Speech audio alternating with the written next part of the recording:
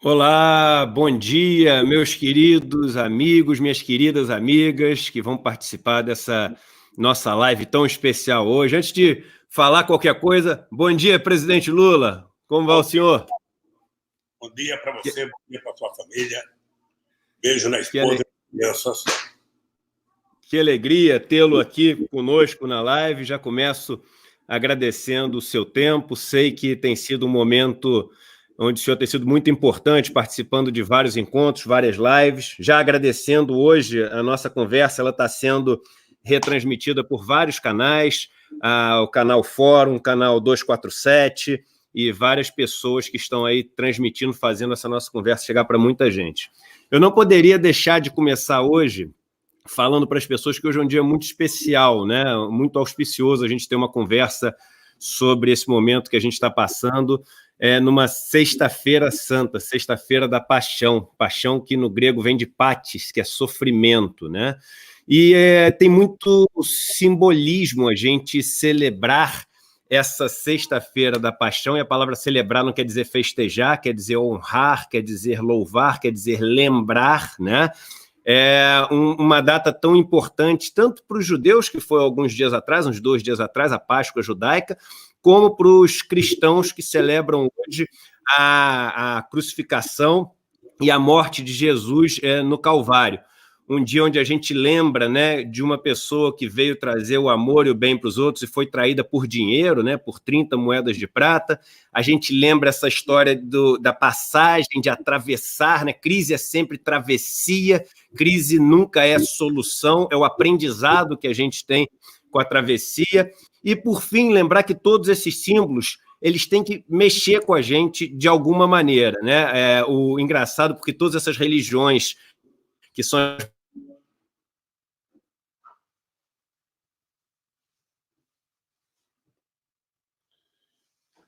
o cristianismo, o islamismo e a religião judaica, as três surgem criticando os símbolos, mas não os símbolos por si só, os símbolos por serem somente símbolos e não lembrarem aquilo que os símbolos deveriam lembrar, né?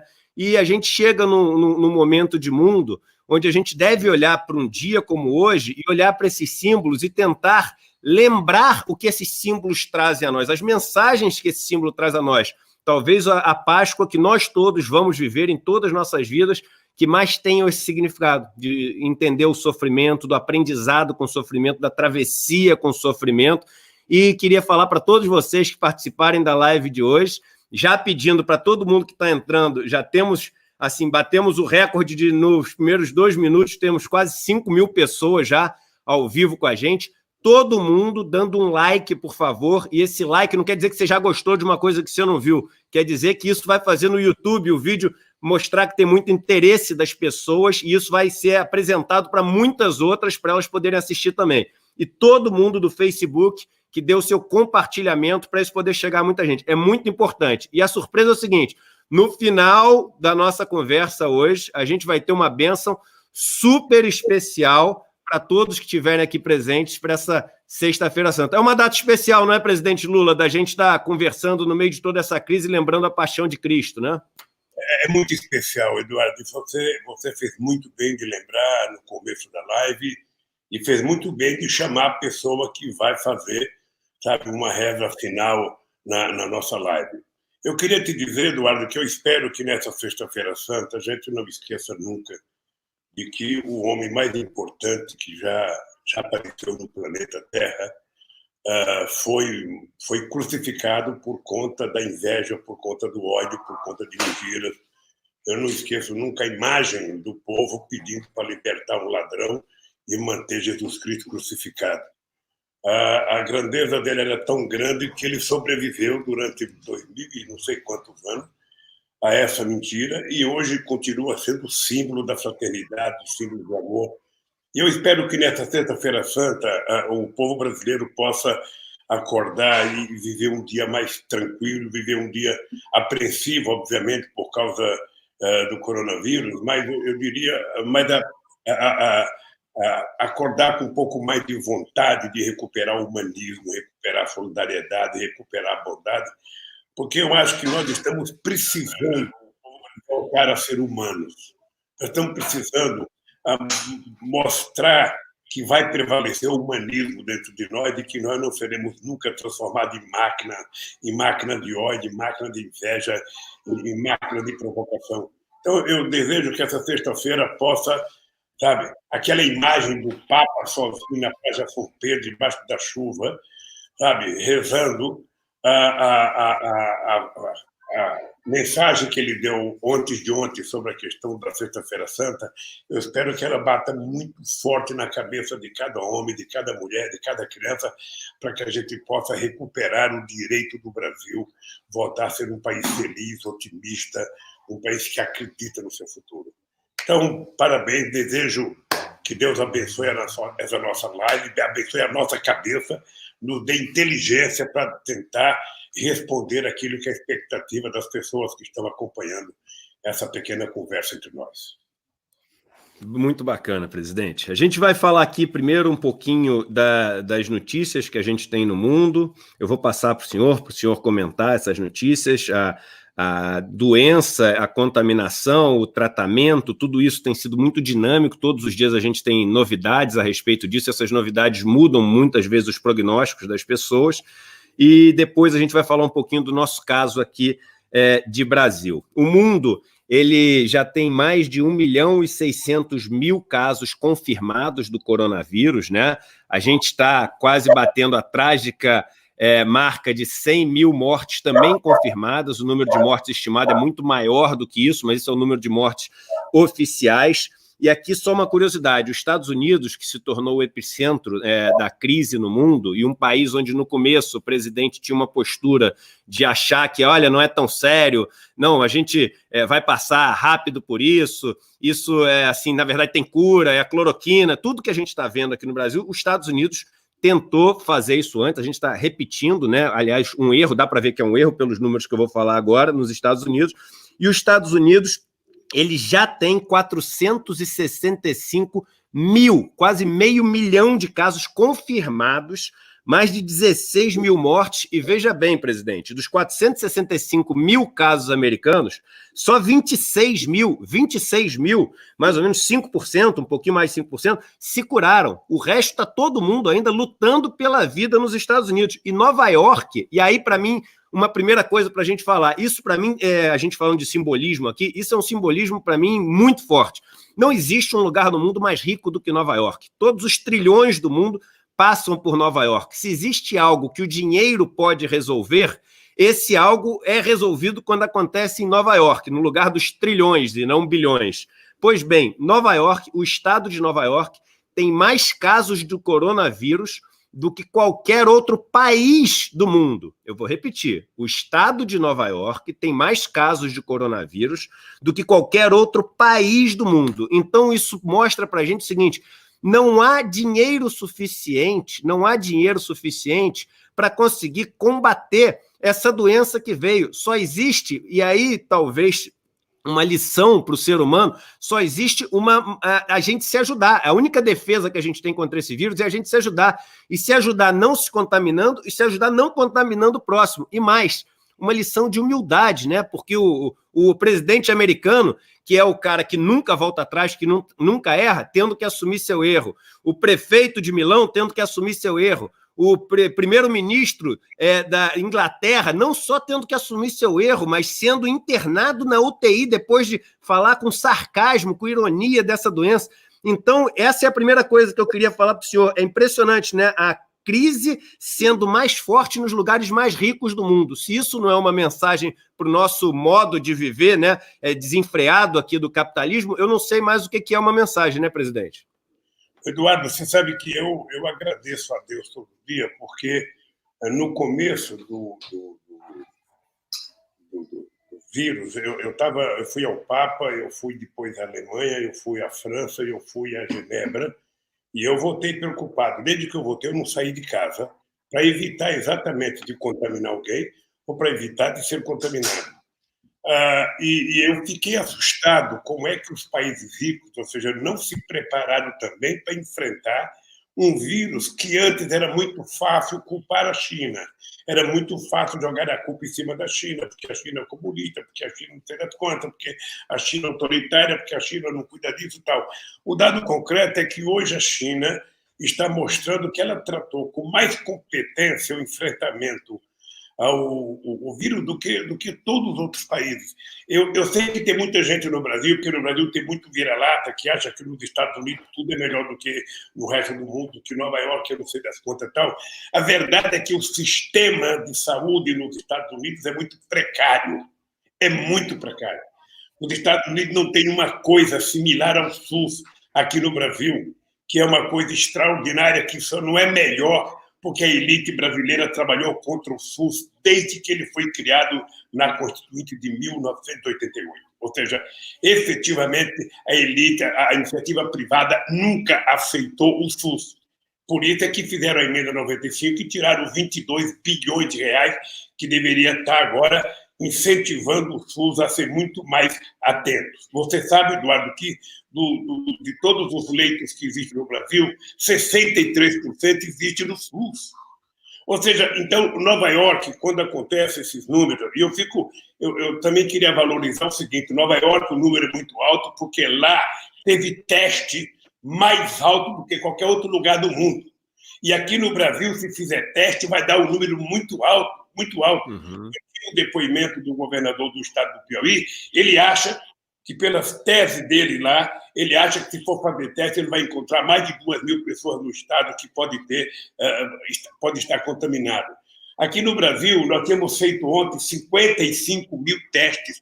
Portugal, que só tem 10 milhões de habitantes, tinha feito 81 mil testes. Ou seja, então o Brasil sequer, e essa que eu acho que é a maldade, o Brasil sequer está testando para poder não mostrar a verdadeira face da irresponsabilidade do tratamento do coronavírus aqui no Brasil. Obviamente que o que está acontecendo em Nova York é um alerta para a ignorância e para a arrogância do Trump, para a ignorância e a arrogância dos governantes que acham que pode resolver todos os problemas do planeta com discurso. Ou seja, está provado cientificamente por todos os cientistas responsáveis do planeta Terra de que a melhor arma para enfrentar o coronavírus, enquanto a gente não descobrir uma vacina, é o isolamento. O isolamento responsável das pessoas que querem cuidar da sua família, das pessoas que amam a sua família, das pessoas que se amam e das pessoas que amam o próximo, que amam o seu semelhante, que não quer contaminá-los. Então, eu sei que para você manter o isolamento, é preciso que haja dinheiro para suportar as pessoas em casa. E por isso que nós estamos brigando tanto para que o governo transfira logo dinheiro para as pessoas mais pobres. É importante lembrar também, né, Eduardo, que aqui no Brasil o governo tinha estabelecido dar R$200 por família. Depois de muita briga, os partidos de oposição, o PT, o PCdoB, o PSOL, o PDT, ou seja, o PSB, conseguiram fazer com que chegasse a 500, e o Bolsonaro, uma demonstração que ele estava brincando com a doença, um cara que só podia oferecer 200, ofereceu 600 para não ser derrotado pela Câmara, quando, na verdade, a gente reivindicava R$1.045 para todo mundo. Ora, eu espero que esse dinheiro saia logo e espero que o povo brasileiro seja responsável. Não adianta brincar, não adianta desafiar. Nós estamos enfrentando um exército, sabe, muito poderoso. Um exército que a gente sabe o que ele é, a gente não sabe como ele funciona, como ele age, não tem ainda a totalidade da informação. Eu ontem comparei, sabe, o coronavírus com os soldados vietnamitas contra os americanos. Ou seja, os americanos sabiam que eles estavam lá, sabiam que tinha muitos soldados, mas eles estavam enterrados num buraco lá para surpreender os americanos. E aqui no Brasil é isso. Aqui no Brasil nós temos que ficar escondidinho na nossa casa. Quando a gente tiver que trabalhar, a gente tem que ter equipamento para ir trabalhar. Quais são as atividades essenciais? Sabe? Qual é a função essencial para o cara que fabrica pão, para o cara que vende pão, para o cara que produz a macaxeira, o cara que planta? Ou seja, essa gente que precisa trabalhar, o motorista, o médico, a enfermeira, tem que ter estrutura do Estado para garantir que essas pessoas não sejam contaminadas. Não dá para ter arrogância como o prefeito de Milão, como o primeiro-ministro da Inglaterra, como o Trump e como o Bolsonaro aqui no Brasil. Ou seja, humildade significa sabedoria. Ouvir os outros significa... Eu sempre digo o seguinte, se todo político tivesse, sabe, menos boca e mais ouvidos, o mundo seria melhor. Se a gente tivesse a capacidade de ouvir mais do que falar mais. E o Bolsonaro, ele peca por falar bobagem. Ele peca, sabe, por ser desaforado diante da ciência, diante da inteligência do nosso povo. Então, eu quero que as pessoas olhem. Eu estou até com os dados agora, que eu acabei de receber agora.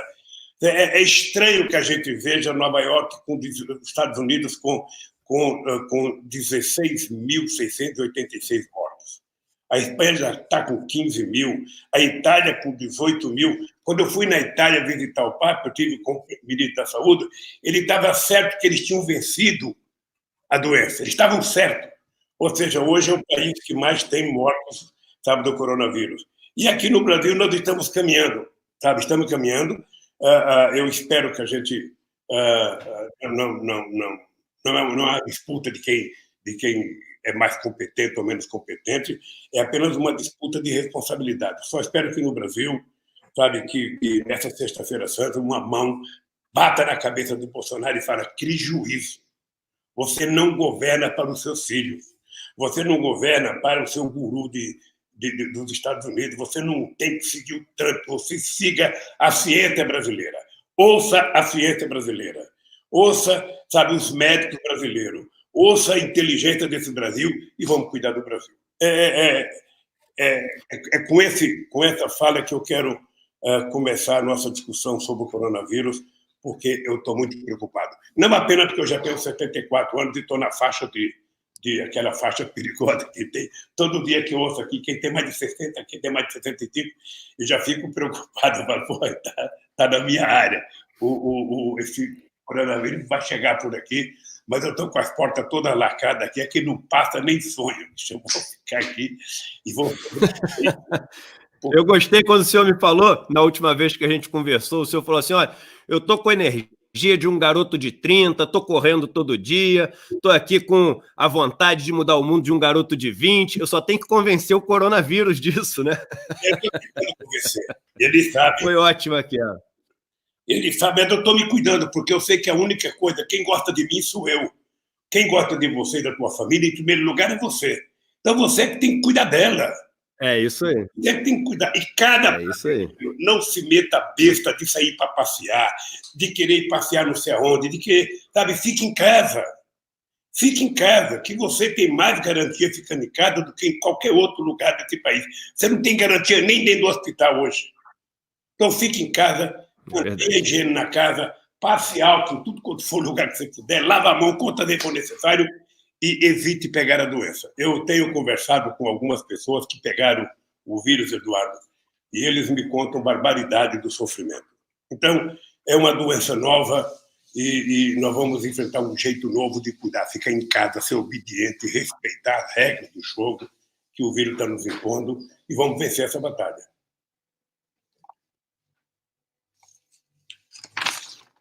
E falando sobre ficar em casa, presidente, os países todos, né, dando a sinalização de que o confinamento prossegue, mesmo os países que estão conseguindo finalmente achatar a curva de contaminação, como, por exemplo, a Espanha falando que as próximas semanas, os próximos até meses serão de confinamento. O grau do confinamento que pode mudar e ser, em parte, relaxado para alguns serviços que vão se mostrando essenciais nessa saída. A Itália falando também que vai estender o confinamento pelo menos até o começo de maio. O prefeito de Londres falando também que, apesar de ter os primeiros resultados que mostram uma desaceleração da doença, o confinamento lá segue pelo menos no futuro visível, no futuro próximo, ele chama de foreseeable future, né, o futuro visível. Tóquio e o Japão como um todo, que entrou atrasado nessa contenção, mais um dos países que achava que não precisava ser tão severo assim nas medidas, agora cada vez mais apertando a quarentena das pessoas. E aí, presidente, um outro ponto que é importante, que é o seguinte: todos esses países começam a ter um plano muito bem trabalhado, estudado e contando com a participação de toda a sociedade, seja de empresários, seja de cientistas, seja de economistas, de todos, para poder ver como é que vai ser a saída da crise. Porque se as pessoas acham que é o seguinte, olha, acabou o confinamento, acabou a crise, elas estão muito enganadas, porque no confinamento você não toca um sino e sai todo mundo de casa, senão você tem o pior dos cenários, que é começar tudo de novo. E essa saída da crise, você tem que pensar o seguinte, quais são os primeiros setores que eu posso liberar? E esses primeiros setores, eles vão ter o que precisam para voltar a funcionar, e o pouco dinheiro que a gente vai ter para poder gastar, a gente concentra em quais atividades que têm um multiplicador maior.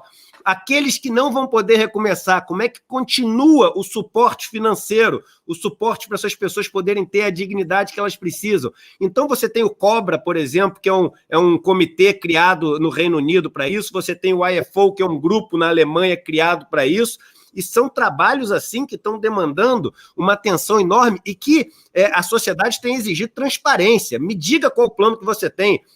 Anteontem, o líder do Partido dos Trabalhadores, que comanda a oposição no Reino Unido, cobrando o seguinte, olha, eu não estou te pedindo um prazo, mas me diga pelo menos, que a gente quer transparência, qual o plano, para a gente poder participar desse plano, né? Afinal de contas, até o Financial Times fala sobre isso, depois eu queria falar sobre essa matéria do Financial Times, ele fala o seguinte, nós aprendemos com a Grande Depressão e com a Segunda Guerra Mundial, que quando você exige sacrifícios de todos, você deve também oferecer um contrato social que beneficie a todos, senão você não pode exigir um sacrifício de todos. E a saída da crise, ela deve oferecer um contrato social que beneficie a todos, porque de todos está sendo exigido esse sacrifício agora.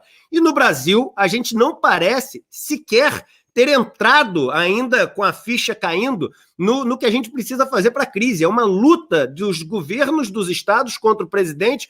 Entra no confinamento, sai do confinamento é bom, confinamento é ruim, não tem cura, cloroquina resolve. Então, se a gente nem entrou na crise ainda, quiçá falar de plano de saída da crise. E como é que a gente vai conseguir direcionar a nossa economia, os nossos esforços, a nossa confiança, a nossa credibilidade para sair de uma crise que a gente sequer admite que entrou? Paulo Guedes foi o último a falar que a gente ainda tinha velocidade de escape.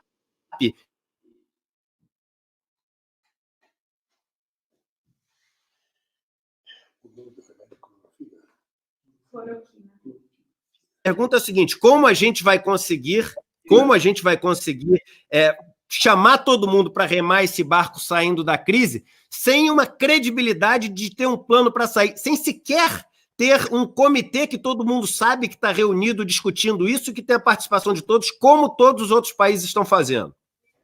Eduardo, uma coisa importante é o seguinte, o povo brasileiro sabe que nós temos uma crise sanitária profunda. Nós não cuidamos antes, não cuidamos corretamente durante e não tem nenhuma perspectiva de cuidar depois. Nós temos uma crise econômica que ela vem antes do coronavírus, mas ela se agrava com o coronavírus. Nós temos uma crise financeira, porque o sistema financeiro brasileiro parece tão pomposo, mas qualquer tosse já vai atrás do Estado para que o Estado possa socorrê-lo. E você tem uma crise institucional de falta de credibilidade. Sabe? Nós temos uma crise institucional de pessoas que ocupam cargos importantes no Brasil e que não acreditam na ciência, que não acreditam na medicina, que não acreditam na lógica. Ou seja, eles inventam todo santo dia uma matéria, uma mentira, ou seja, e não dá certo. Veja, nós precisamos primeiro tratar a questão sanitária, ou seja, nós precisamos dar garantia ao povo brasileiro que o Brasil vai tratar com responsabilidade. O governo federal deveria já ter feito um comitê com os governos estaduais, ao invés de fazer um comitê para trabalhar conjunto. O governo federal resolveu transformar os 27 governadores de estados em inimigos, consequentemente, milhares de prefeitos como inimigos, porque não estão recebendo absolutamente nada do governo federal. E enquanto a gente não juntar essas pessoas para estabelecer uma ação política conjunta, a gente vai ter mais dificuldades. Eu vou ter, na terça-feira que vem, vou fazer uma live com 9 governadores do Nordeste. Eu só quero que cada um diga textualmente o que está acontecendo no seu estado, o que o governo federal está fazendo, o que não está fazendo, porque somente quem pode produzir dinheiro, somente quem pode fazer dinheiro novo é a União. O Estado não pode, o Estado não tem condições de fazer, nem a prefeitura. Então, eu acho que nós vamos ter que tratar da questão sanitária. Para tratar da questão sanitária, nós temos que evitar que as pessoas fiquem doentes. Para evitar que as pessoas fiquem doentes, nós temos que confinar as pessoas. Para confinar as pessoas, nós precisamos garantir que as pessoas recebam o mínimo necessário para comprar o pão de cada dia e o feijão de cada dia. Tá? E aí tem que abdicar de receber conta de luz, de receber conta d'água, ou seja, de parar de receber IPTU. Ou seja, é uma guerra que está estabelecida no Brasil e nós precisamos criar um novo jeito, sabe, comportamental. É preciso agir diferente. Eu vi o presidente do Banco Central ontem dizendo, olha, nós não podemos fazer muita coisa, não dá nem para rodar dinheiro novo, porque isso é inflacionário. Olha, será que esse maluco entende de povo? Será que esse maluco sabe que a demanda está quase zero nesse país e que, portanto, não vai ter inflação? Será que ele sabe que os americanos saíram de uma dívida pública de 77% para 107% quando aconteceu a crise financeira com a quebra do Lehman Brothers? Ou seja, e os americanos continuam sobrevivendo. O Brasil tem condições plenas, sabe, de alargar sua base monetária sem causar nenhum problema. É apenas inteligência, é apenas competência, é apenas compromisso. Não dá para a gente ficar tentando fazer com que um dinheiro que não dava em tempo de normalidade, sabe, funcione em tempo de guerra. Imagina o que o Roosevelt fez quando ele decidiu que ia preparar os americanos para ajudar a vencer a Segunda Guerra Mundial. Se ele estava medindo o orçamento, se ele estava preocupado em se endividar, ele estava preocupado era fazer navio, fazer canhão, fazer avião, fazer bomba, porque somente assim ele iria ganhar. E ele só poderia tomar conta dos Estados Unidos se ele ganhasse a guerra. Ora, nós temos que ter essa consciência aqui. A gente só vai poder pensar no Brasil se a gente ganhar essa guerra. E quando a gente ganhar essa guerra, nós vamos pensar se a gente vai continuar do jeito que a gente está. Porque realmente você tem razão, Eduardo. O mundo não pode continuar do mesmo jeito, fingindo que não aconteceu nada. É preciso que haja uma distribuição melhor da riqueza produzida no planeta Terra. É preciso que a gente redefina o papel do Estado. Muita gente acha que o Estado é corrupto, que o Estado não pode nada, que o que pode muito é a iniciativa privada. Eu ouço muita palavra, não tem que colocar um técnico para fazer isso, um técnico para fazer aquilo. Olha, se técnico resolvesse todos os problemas do mundo, você não precisaria ter eleição. Você iria nas melhores universidades do planeta Terra, pegaria os melhores caras e colocava para governar. Acontece que a inteligência da política é tomada de decisão, é escolha de lado, é você saber para quem que você quer governar. Ora, e isso a gente não aprende na universidade, não. Isso aprende com compromisso, com relação social, com vinculação com as pessoas. E no Brasil, então, nós precisamos, sabe, estabelecer essa harmonia entre os entes federados. Não pode. Quer dizer, o Bolsonaro já era para ele ter feito uma reunião com todos os cientistas, com todos os institutos de pesquisa que nós temos, para discutir o seguinte, gente, essa tal da clorofina, ela resolve. Esse tal do remédio para malária vai curar. Se vai curar, nós vamos pesquisar. O que ele não pode é ficar dando receita. Porque essa é uma outra coisa do Brasil, Eduardo, muito séria. O Brasil, todo brasileiro é técnico de futebol e todo brasileiro é médico. Entre num bar. Vá encontrar 10 amigos seus no bar para tomar uma coca... Não, para tomar um refrigerante, para tomar um vinho. Ou seja, e chegue lá e você diga o seguinte, eu estou com uma dor nesse braço direito, eu estou com uma dor no braço esquerdo, você vai ter 50 pessoas dando remédio para você. Você vai ter, todo mundo tem a cura, todo mundo é um médico, todo mundo vai te dar uma receita. Sabe, não existe possibilidade da gente ficar inventando cura. Quando a gente está doente, Eduardo, quando eu tive câncer, eu nunca pensei que ia ter câncer na minha vida e eu tive câncer. E se alguém chega no hospital para mim e fala o seguinte, Lula, você vai tomar chá de cocô de cachorro? Eu tomaria. Você vai tomar chá de barata? Eu tomaria. Olha, porque quando você está numa fase que você está desesperado, você acredita em qualquer coisa, você acredita em benzimento, você acredita em bruxo, você acredita em qualquer coisa. Eu estou vendo na televisão, você também deve estar vendo, pastor expulsando o coronavírus pela televisão. Sabe? Não existe esse milagre. O que existe é a competência da ciência que tem que ser estimulada. Tem que dar dinheiro para que os centros de pesquisa pesquisem e possam apresentar uma vacina para nós, que vai demorar ainda um bom tempo. A única coisa que eu torcia para que o Bolsonaro tivesse certo era com esse remédio dele. Puta, eu fiquei pensando, pô, quem sabe esse cara está certo, quem sabe esse cara... Não, mas não há um único médico, um único cientista que diga que está certo, mas ele continua teimando e tem gente que acredita. Tem gente que acredita em tudo, Eduardo. Tem gente que acredita que o homem não foi na Lua ainda.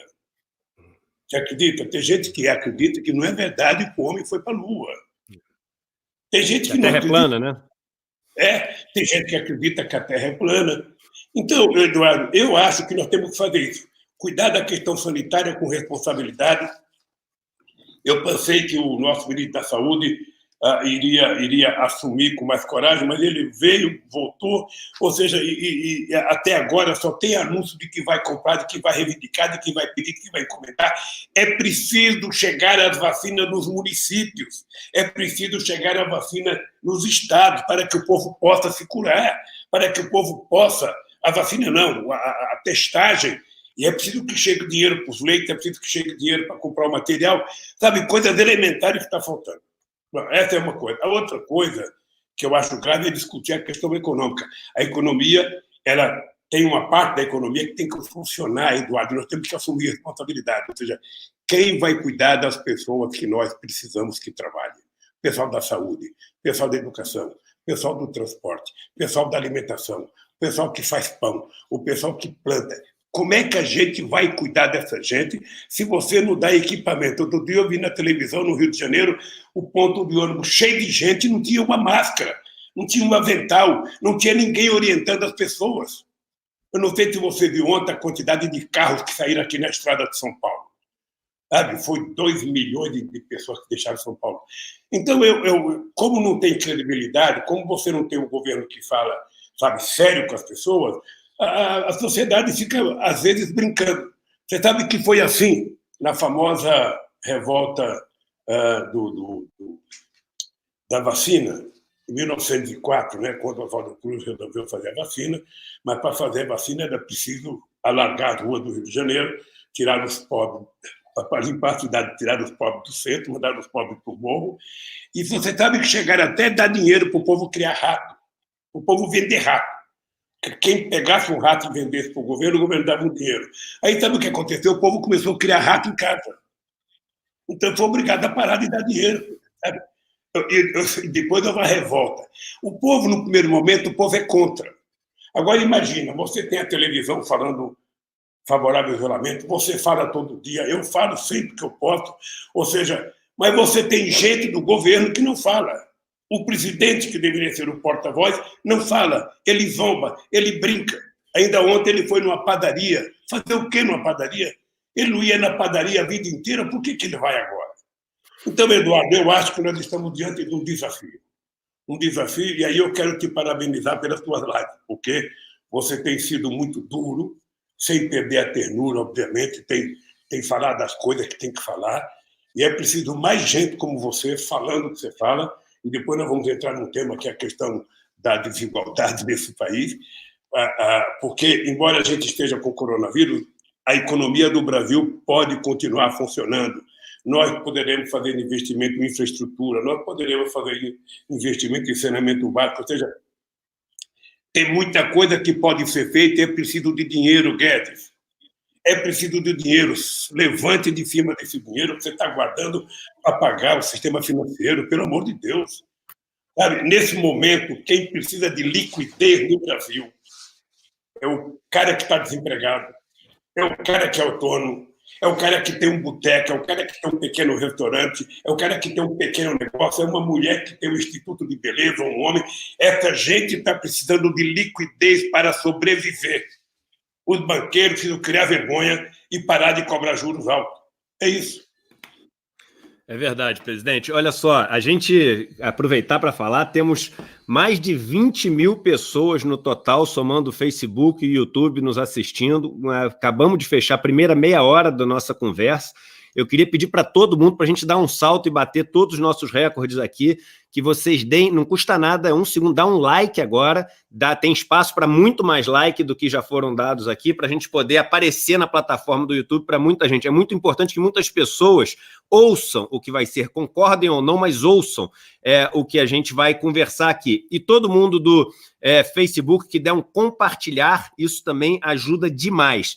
recebendo várias mensagens aqui de lideranças, de economistas, de médicos, vários médicos confirmando isso que o senhor falou, de que no Brasil, até mandando notícias que saíram hoje, de que o Brasil é o país que menos testa de todos os países que têm uma população muito grande no mundo e estão sendo atingidos pela doença.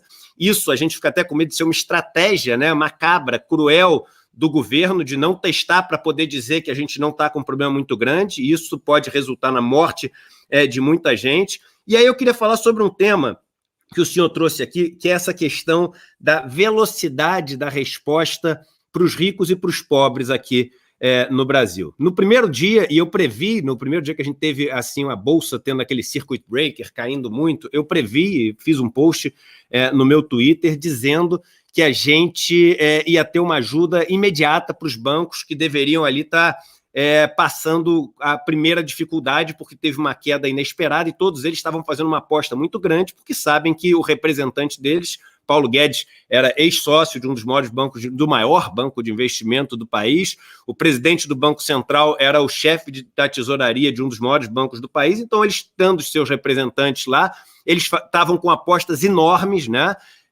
nos mercados, e aí quando o mercado caiu, eu falei, olha, pode escrever que a ajuda vai vir em tempo relâmpago, né? A mesma ajuda que não vem para a fila do INSS, para a fila do Bolsa Família, vai vir num tempo relâmpago. E veio. E não só veio, como ela foi cada vez aumentando essa ajuda para o mercado financeiro, e para as pessoas mais pobres, ela não surgiu. Vamos lembrar, e é importante as pessoas lembrarem, não fosse oposição, as medidas que o governo tinha anunciado era as empresas poderem mandar os trabalhadores mais pobres para casa durante 4 meses sem receber 1 centavo, sem receber seguro-desemprego, sem receber nenhum acerto, ou seja, quem fala isso não tem ideia que essas pessoas não têm poupança nenhuma, não tem como sobreviver mais de um mês, né? E depois a medida de dar R$200 para os trabalhadores informais. A gente está falando de menos de $40, ou seja, o valor de pobreza extrema no mundo é abaixo de $1,90 por dia. A gente está falando que essas pessoas receberiam o equivalente ao que recebe alguém que é considerado em pobreza extrema, não é pobreza extrema no mundo, para poder sobreviver. E aí, recentemente, a gente tem, essa semana passada, junto com a PEC que o governo anuncia, uma PEC que permite o Banco Central comprar os títulos corporativos das tesourarias dos bancos. E, assim, uma medida, só para as pessoas poderem entender, e é bom que a gente está com muita gente nos assistindo, né? Somando as outras pessoas que estão transmitindo aqui, dezenas de milhares de pessoas nos assistindo, essa medida permite que o Banco Central ele compre dos bancos e dos fundos de investimento, que está com dinheiro dos especuladores, a gente pode chamar de investidores, se quiser parecer bonito, mas das pessoas que estão especulando nas apostas de para que lado vão os títulos, que o Banco Central compre os títulos que mais se desvalorizaram, que são os títulos que correspondem a dívidas para as empresas.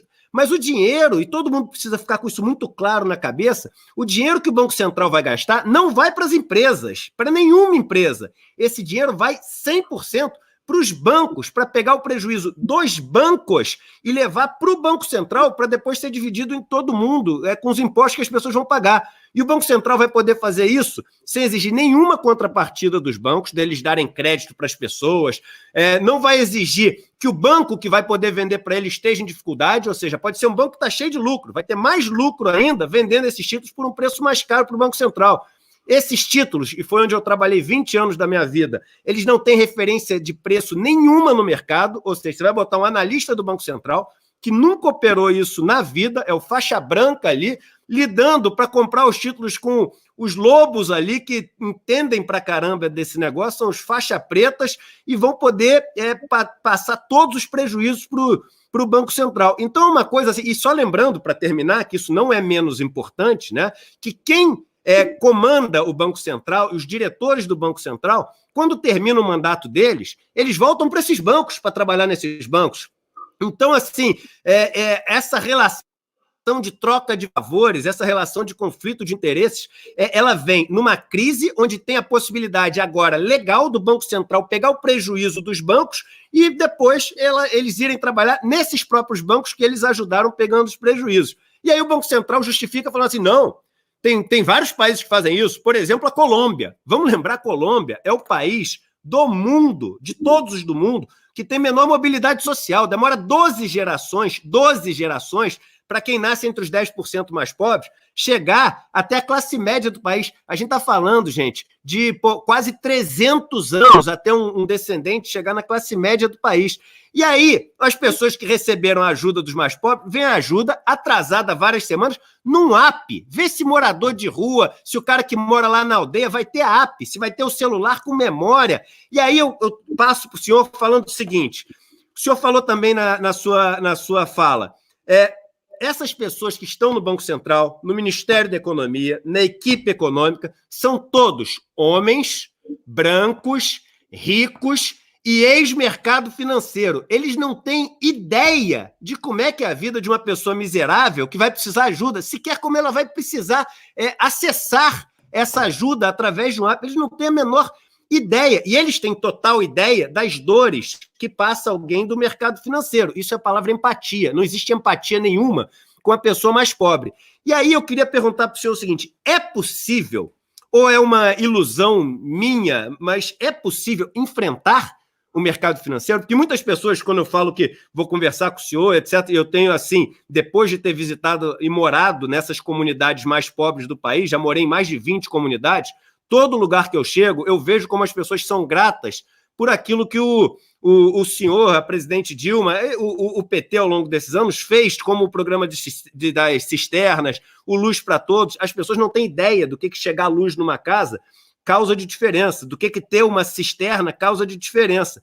Mas, ao mesmo tempo, as pessoas me perguntam o seguinte, Eduardo, mas pô, no governo do Lula os bancos tiveram lucros recordes. E aí a Dilma, quando tentou enfrentar os bancos, realmente, muita gente diz que ali começou aquele movimento para tirar a Dilma do poder, quando ela começou a enfrentar os bancos.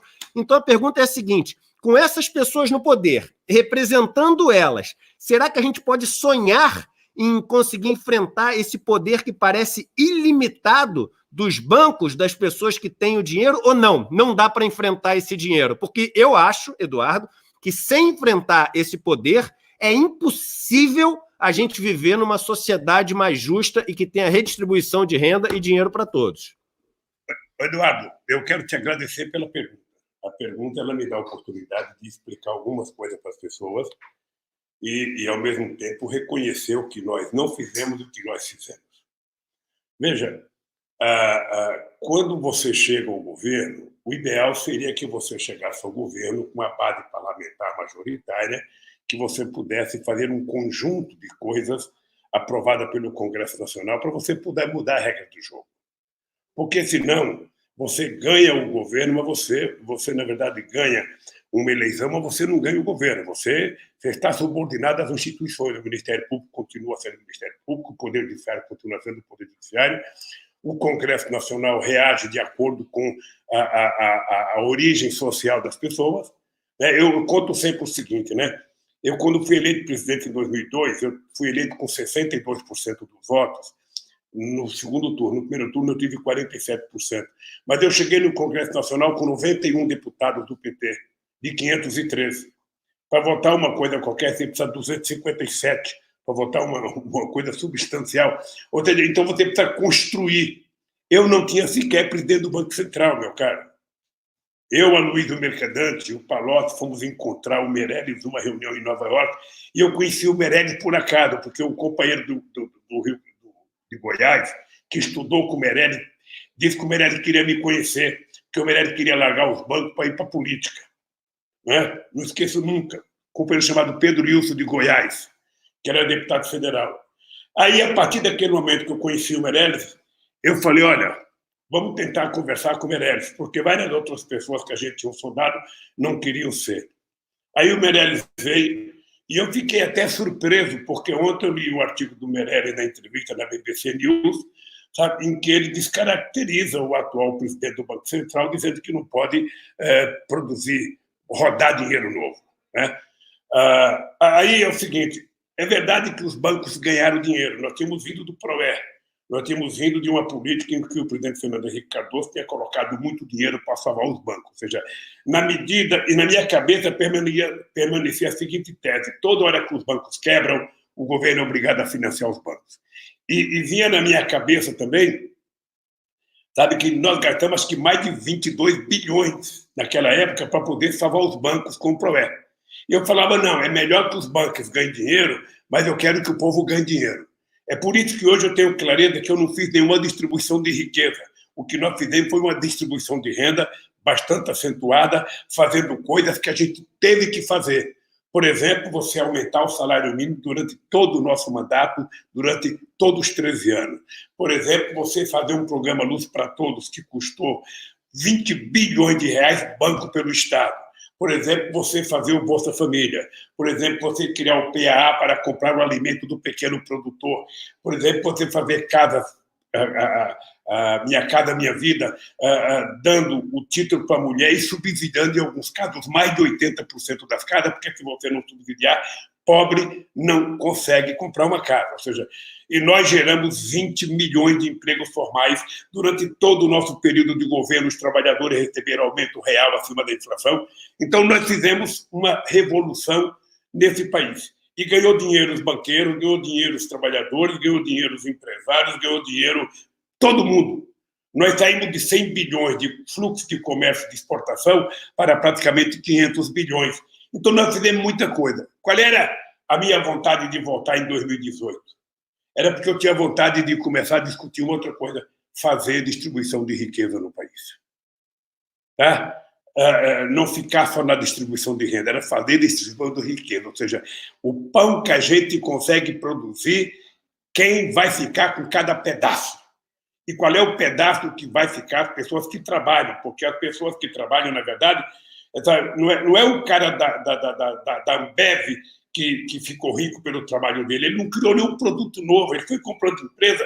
Quem produziu a riqueza dele foram os trabalhadores. E qual é a parte dos trabalhadores? Quando eu vejo uma mulher como a Marisa, da Lojas Marisa, sabe, a dizer publicamente que na empresa dela ninguém vai ser mandado embora, sabe, nesse período, deveria todos os empresários fazer isso. Eduardo, eu era presidente da República na crise do subprime. Eu estava no Panamá, numa reunião empresarial, quando surgiu a história do subprime. Acabou a reunião porque todo mundo tinha dinheiro nos Estados Unidos, todo mundo estava aplicando alguma coisa lá e todo mundo estava com medo de perder. Ou seja, durante toda a crise do subprime, começou com o Bush primeiro, depois foi o Obama, ou seja, não se discutia como reparar o prejuízo do coitado que tinha acreditado no governo, que tinha tomado mais dinheiro emprestado, que tinha pensando que a casa dele ia se valorizar e, de repente, quando quebra, ele percebe que ele está sozinho e o governo não fez nada para tentar ajudar ele. Aí, quando vem 2009, que quebra o Lehman Brothers, ou seja, o Estado que não fez nada para ajudar os que tinham perdido a casa, fez tudo para ajudar o sistema financeiro. Eu lembro que até hoje, eu não sei se os números estão corretos, mas até hoje nós temos, por exemplo, quase que 25 trilhões de dólares disponibilizados para tentar salvar o sistema financeiro desde a crise de 2008. Então, eu acho que não precisa ser assim. Eu, sinceramente, se eu tivesse voltado a ser presidente da República, nós iríamos montar um banco central. Você tem que ter gente que conheça de economia, mas você tem que ter gente que conheça de povo. Tem que ter gente que conheça de povo, gente que tenha, sabe, gente que saiba o que é. Eu fico vendo esse rapaz falar, eu não sei se ele é competente, não sei se ele é inteligente, ele deve ter estudado muito. Agora, o que a gente percebe pela fala dele, pela fala do Guedes, é que eles não entendem absolutamente nada do que é um trabalhador de fábrica, do que é um sem terra, do que é um sem teto, do que é um fudido que trabalha na periferia desse país, passando privações, vivendo de favor. Ele não tem noção do que é essas pessoas. Então, eles não levam em conta nas decisões deles. Ele não janta com esse povo, ele não toma café com esse povo, ele não encontra com esse povo, não faz reunião com esse povo. Você imagina que toda essa crise não era para o governo ter chamado o movimento sindical para discutir a situação dos trabalhadores? Não era para ter chamado as centrais sindicais estabelecidas? Não era para ter chamado os trabalhadores da agricultura familiar, com tago, sem terra, e discutir o seguinte: nós vamos continuar garantindo que vocês produzam. E nós vamos garantir que vocês vendam os produtos de vocês, porque nós precisamos que vocês produzam. Sabe, não era para o governo ter feito isso? Não sei, porque esse governo não conversa. O Meirelles está pedindo a Deus para a crise acabar logo, não importa quantos morra, porque ele quer vender o que resta desse país. E aí, Eduardo, uma coisa que eu vou te desafiar para os debates daqui para frente é o seguinte, é discutir o papel do Estado. Esse Estado que sempre foi tratado como se fosse uma coisa que não prestava, esse Estado que parece que não serve para nada, mas todas as vezes, em qualquer país do mundo, quando a porca entorta o rabo, quando tem uma crisezinha qualquer, sabe, quem é que aparece? É o Estado. Seja crise na indústria automobilística, seja crise no sistema financeiro, seja crise na indústria da construção civil, quem aparece é o Estado. Os empresários que acumularam riqueza, transformaram a riqueza da empresa em patrimônio pessoal, que fica intocável, e aí está sempre com caixa vazio, está sempre em vermelho, está sempre em vermelho, está sempre em vermelho. No tempo que eu era dirigente sindical, eu tinha uma brincadeira que eu não vou dizer aqui, que eu falava na porta de fábrica o que eram os empresários, está sempre em vermelho. Ou seja, mas estão sempre em vermelho porque o dinheiro da empresa é colocado na conta pessoal. Ou seja, não é a empresa que é rica, é ele pessoalmente que é rico. E quando chega na hora que ele tem que abrir mão de uma parcela do dinheiro acumulado para garantir uma crise como essa, nenhum empresário, sabe? Eu até falei que a companheira Trajano, a empresária Trajano, que é da Magazine Luiza, que ela anunciou que não ia descontar salário, que ia pagar o salário do empregado dela durante todo o período dessa crise. Ou seja, era preciso que tivesse mais gente como ela, com acessibilidade. Até porque, presidente, dinheiro não falta. Tem um vídeo que eu gravei falando dos bilionários brasileiros da Forbes, e de 2012 até 2019, os bilionários brasileiros, vamos lembrar que o PIB de 2019 é abaixo do PIB de 2012, se você descontar a inflação, PIB real. Os bilionários, nesse momento em que o Brasil passou a produzir menos riqueza, eles aumentaram a fortuna deles de 200 bilhões para 1 trilhão e quase 300 bilhões, ou seja, eles aumentaram em mais de 1 trilhão de reais a fortuna deles, e esse dinheiro, eles tiram todo das empresas, porque no Brasil ninguém tem incentivo em deixar o dinheiro no capital produtivo, porque você não paga dividendo quando tira o dinheiro da empresa. Então os bancos agora que falam o seguinte, não, mas senão a gente vai quebrar, calma aí, e todo o dinheiro, todos os bilhões, na verdade trilhão, que vocês tiraram ao longo da última década, que vocês estão sentados em cima, entendeu? Então é importante as pessoas compreenderem, e mais, eu ouvi uma frase uma vez de um amigo em comum, José Sócrates, ex-primeiro-ministro de Portugal, eu conversando com ele, ele me falou, eu falei, mas primeiro-ministro, eu não consigo entender o seguinte, as pessoas falam porque o banco não pode quebrar, o sistema financeiro realmente ele tem que se manter saudável, e a gente tem que principalmente proteger o pequeno investidor, que é a grande maioria. Os ativos, se as pessoas entrarem, vão ver, 88% são de clientes até R$5.000. Então, o maior número de pessoas são pequenos investidores. E é fácil você proteger esse pequeno investidor, porque ele tem 4% do volume total sendo protegido ali na história. E eu perguntei, mas por que o banco não pode quebrar? Eu não consigo entender isso, porque a funilaria pode quebrar, a loja de roupa pode quebrar, o restaurante pode quebrar, mas o banco não pode quebrar. O sistema financeiro, claro que ele tem que ser saudável, porque essas são as estradas por onde transitam as riquezas do país, e você deve ter um país com boas estradas para as riquezas transitarem, exatamente para um país ter muita produtividade. Mas o banco individualmente, é claro que ele pode quebrar, não tem motivo para ele não poder quebrar. E aí o José Sócrates me falou o seguinte, Eduardo, eu acredito o seguinte, que se uma empresa privada não pode quebrar, ela não pode ser privada, ela tem que ser pública. E é exatamente isso. Você, se tem um setor da economia que não pode quebrar, ele não pode ser privado, ele tem que ser público. E aí a gente vê assim, uma das coisas que fez a China conseguir estar lidando tão bem com essa crise é que o sistema financeiro lá é estatal. Se ele fala o seguinte, olha, o dinheiro agora vai ser emprestado a 1%, a 0% ao ano, ele sabe que vai ser emprestado a 0% ao ano, porque não vai parar na mão do banco e vai ser emprestado a 300% ao ano. E aí o senhor fala do papel do Estado. Só falando para o senhor o seguinte, a gente está com quase 50 mil pessoas ao vivo, somando o nosso canal, o canal do senhor, mais a 247, os outros canais, a gente está com quase 50 mil pessoas ao vivo. Isso acho que assim, é um número que é difícil hoje em dia de você conseguir na internet. Eu agradeço a todos que estão assistindo, vocês que não fazem parte aqui do canal que conversou nos últimos dias, ontem com o Fabiano Contarato, uma conversa maravilhosa, conversou com o Randolfo Rodrigues, Jandira, conversou com o Ciro Gomes, com a Sâmia Bonfim, conversou com pessoas incríveis, e vamos ter ainda conversas incríveis ao longo dos próximos dias. Você que não faz parte do canal, se inscreva aqui no canal para ser avisado dessas conversas e dê um like aqui no vídeo. Mas o ponto é o seguinte, o senhor falou do papel do Estado. Tem um artigo do Financial Times, não estamos falando de uma revista de esquerda, estamos falando do Financial Times, que esse artigo do Financial Times, ele é histórico para mim. E esse artigo, ele começa, falando do que é essa crise, do papel que essa crise tem para as pessoas repensarem o papel do Estado, etc. E num dado momento, ele fala o seguinte, as reformas radicais que revertiam a direção das políticas que foram conquistadas lá atrás e foram se perdendo ao longo dessas 4 décadas, desde as políticas iniciadas por Ronald Reagan e Margaret Thatcher, essas políticas neoliberais, essas reformas liberais vão ter que ser colocadas na mesa e os governos vão ter que aceitar, o Estado vai ter que aceitar um papel mais ativo na economia. As pessoas must é muito forte, vão ter que ver os serviços públicos como um investimento e não como um passivo, e vão ter que encontrar maneiras de fazer com que os mercados de trabalho sejam menos inseguros com essas reformas trabalhistas que estão querendo fazer no mundo inteiro. Então, isso é o Financial Times, presidente, que está falando. E quem está falando isso não é um órgão de esquerda, não é um instituto de esquerda e etc. E o senhor fala muito bem da distribuição de riqueza, porque se as pessoas não têm acesso a capital, essas pessoas, elas ficam dependentes de quem tem acesso ao capital. Então, a maior maneira de você libertar um povo,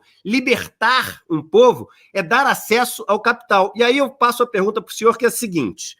Nós agora vamos vir no momento pós-crise, toda crise uma hora acaba, a gente não sabe quanto tempo vai durar, mas vai ter um momento pós-crise, onde o mundo vai estar produzindo muito menos riqueza. Vai ter muito menos farinha para todo mundo poder fazer seu pirão. E aí, com menos riqueza que a gente vai ter para distribuir, a gente vai ter que ser muito mais eficiente redistribuindo. E só quem pode fazer isso é o Estado. Só o Estado tem a possibilidade de redistribuir riqueza. A iniciativa privada concentra a riqueza, apesar de muitos quererem mão invisível, é só você ver que a mão invisível bate o bolso de todo mundo que tem dinheiro para concentrar a riqueza na iniciativa privada. Então, o Estado vai ter que ter esse papel. Então, 2 preocupações que a gente tem. Número 1, a gente vai ter que arranjar um jeito de produzir mais riqueza. Por exemplo, reforma agrária. Amanhã vamos ter uma conversa aqui no canal com o João Paulo, seu amigo também, que viajou com o senhor para a Europa, que é um dos coordenadores do MST. A gente tem que voltar a falar de reforma agrária. Não tem sentido no momento onde a gente vai ter menos riqueza, as pessoas nas grandes cidades vão estar passando fome, a violência vai aumentar nas grandes cidades e a gente tem um amultuado de pessoas nas periferias das cidades e um monte de latifúndio improdutivo que podia estar recebendo essas pessoas todas para elas terem vida digna e poderem estar alimentando a população da cidade que vai estar passando fome.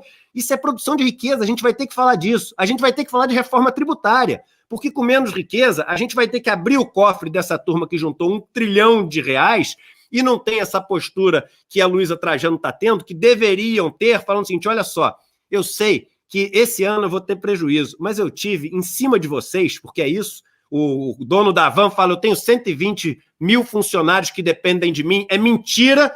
Ele depende de 120 mil funcionários, porque o dia que ele não depender, ele manda todo mundo embora. O Uber não gera um monte de emprego, porque o dia que tiver carro autônomo, o Uber manda todo mundo embora e vai ficar só com carro autônomo. Essas pessoas são dependentes dos trabalhadores. A gente tem que fazer o seguinte, presidente, a gente tem que fazer com que essas pessoas no pós-crise, elas passem a não depender dessa história do capital. E para isso a gente tem que ter uma reforma tributária também. Então, o que o senhor acha? O senhor acha que no pós-crise a gente vai ter mais chance para discutir uma reforma agrária, mais chance para discutir uma reforma tributária, ou que o governo vai se aproveitar dessa fragilidade da economia e vai usar uma narrativa de que agora, mais do que nunca, a gente precisa aprofundar as reformas, que são essas reformas neoliberais, de privatizar, de demitir funcionário público, de diminuir o Estado e usar de um oportunismo cruel, barato e maldoso para fazer com que as pessoas fiquem ainda menos assistidas depois dessa crise. O senhor acha que qual caminho a gente vai seguir? Ô, Eduardo, eu acho que nós vamos seguir o caminho de fortalecer o Estado brasileiro. Veja, deixa eu lhe contar uma coisa. Eu sou muito amigo dos companheiros do Movimento Sem Terra. Aliás, esse dia fiquei feliz porque o João Paulo me mostrou uma foto, eu participando da fundação do Movimento Sem Terra em 1984, na cidade de Cascavel, no Paraná. Eu tenho um respeito profundo pela luta do Sem Terra. Eu tenho orgulho de poder dizer que no meu governo nós disponibilizamos para a reforma agrária 51% de toda a terra disponibilizada para assentar trabalhador nesse país foi feita no nosso governo. 51% de todas as terras disponibilizadas para a reforma agrária foi feita no governo do PT. Tá? E não foi só terra desapropriada, porque você sabe que tem lugar que fica muito caro. Ou seja, na Constituinte de 88, sabe, a gente foi obrigado a comprar terra. Então, o Estado, nem sempre o Estado pode comprar toda a terra que precisa, mas nós disponibilizamos terra da União, muita terra da União, além de comprar muitas outras para fazer a reforma agrária. Certamente nós não fizemos nem perto daquilo que é preciso fazer, mas fizemos muita coisa, e eu acho que é muito bom você entrevistar o João Paulo, porque o João Paulo é uma das pessoas mais inteligentes que eu conheço, um dos companheiros mais sérios, sabe, que eu vi surgir no movimento social brasileiro. Parabéns pela entrevista com o João Paulo. A segunda coisa é o seguinte: o Estado brasileiro ele já foi muito melhor. Eu, quando falo do SUS, eu lembro do sonho que a gente construiu o SUS, eu lembro da briga dos sanitaristas no Congresso Nacional, eu era constituído quando a gente fez o SUS, porque você tentar universalizar qualquer coisa é muito difícil. E quando você tenta criar um programa de saúde para atender todo mundo, dar condições para atender todo mundo, a gente só vê a televisão mostrar as coisas negativas do SUS. Agora, as coisas boas que o SUS faz não se mostra. Você atende 1.000 pessoas, uma só não foi bem atendida, é aquela que vai para a televisão, ou seja, tentando criar uma imagem negativa de uma instituição que agora está provado, sabe, que poucos países no mundo têm um sistema como nós temos. Então, o Estado, eu não sou defensor do Estado empresarial, sabe? Eu não sou defensor do Estado, sabe, que quer ser tutor da sociedade. Eu sou defensor do Estado indutor. O Estado tem que ser forte, ele tem que planejar. O Estado tem que dizer qual é o lugar do Brasil que nós entendemos que, nesse instante, precisa receber investimento para se desenvolver. Qual é essa empresa automobilística, ela vem toda para São Paulo, você vai distribuí-la mais equitativamente no Brasil inteiro. Nós vamos precisar de mais bancos públicos. Você veja, eu, quando cheguei na presidência, eu evitei que fosse privatizado alguns bancos estaduais, porque eram tratados com seriedade. Tá? Então, o BNDES, há quanto tempo se tenta vender o BNDES? Quando veio a crise de 2008, nós disponibilizamos de cara 100 bilhões para o BNDES emprestar, para ajudar no desenvolvimento, para ajudar no financiamento de obras de infraestrutura como o PAC, e a economia brasileira foi a última a entrar na crise, a primeira a sair da crise. Numa demonstração de que o Estado tem que ser forte, o Estado tem que ter poder. O Estado não tem que ocupar o lugar da empresa privada, não. O Estado não tem que ser dono de tudo, mas o Estado tem que ser indutor, ele tem que ter instrumentos que ele possa fazer com que as coisas aconteçam no país. Por exemplo, o Banco Central pode fazer dinheiro novo para enfrentar uma crise como essa, como está fazendo os americanos, como está fazendo outros países, ou seja, não há nenhum problema o Estado se endividar um pouco mais. Não há nenhum problema. Sabe, se a coisa começar a apertar, alonga essa dívida. Por que a gente tem que ceder tanto aos banqueiros? Por que os banqueiros têm que ter tanto poder? Numa economia em que o sistema financeiro não financia mais a produção, porque hoje é troca de títulos para cá, troca de títulos para lá, venda de papel para cá, venda de papel para lá. Eu lembro da crise dos alimentos em 2008. Eu vou lhe contar essa história, que acho que você era novinho em 2008, ou seja, em 2008 começou a surgir um monte de boato de que os alimentos estavam ficando caros por causa da China. E por causa da China, porque a China está comprando tudo que é soja, a China está comprando tudo que é petróleo, a China está comprando tudo que é grãos. Ou seja, aí nós fomos descobrir de que não era a China que estava sendo responsável pela alta do preço do alimento, era o mercado futuro. É que tinha mais petróleo comprado no mercado futuro do que comprado pela China, de que tinha mais grãos comprado pelo mercado futuro do que comprado pela China. Ou seja, as pessoas estavam, sabe, comprando as coisas, ou seja, pelo mercado futuro e jogando a culpa em cima dos chineses. Então, nós resolvemos criar um programa Mais Alimentos. Foi um programa que salvou a indústria automobilística naquela época. Eduardo, só para você ter ideia, a partir daquele programa, nós vendemos 80 mil tratores de até 80 cavalos. E decidimos que a gente ia estender o programa para a América Latina e para a África. Lamentavelmente, a gente decidiu, anunciou, e acho que nada aconteceu, porque entre você decidir e a burocracia cumprir, leva muito tempo. Eu, Eduardo, acho que esse é um debate. Eu vivi o período Reagan e vivi o período Margaret Thatcher. Em 1980, eu estava em Londres fazendo assembleia, fazendo greve, fazendo passeata contra a Margaret Thatcher. Ou seja, eu vi o significado de toda a política de globalização, porque a elite ela é muito sabida. A elite ela cria sua doutrina e aquela doutrina é vendida 24 horas por dia no rádio, 24 horas por dia na televisão, 24 horas por dia no jornal.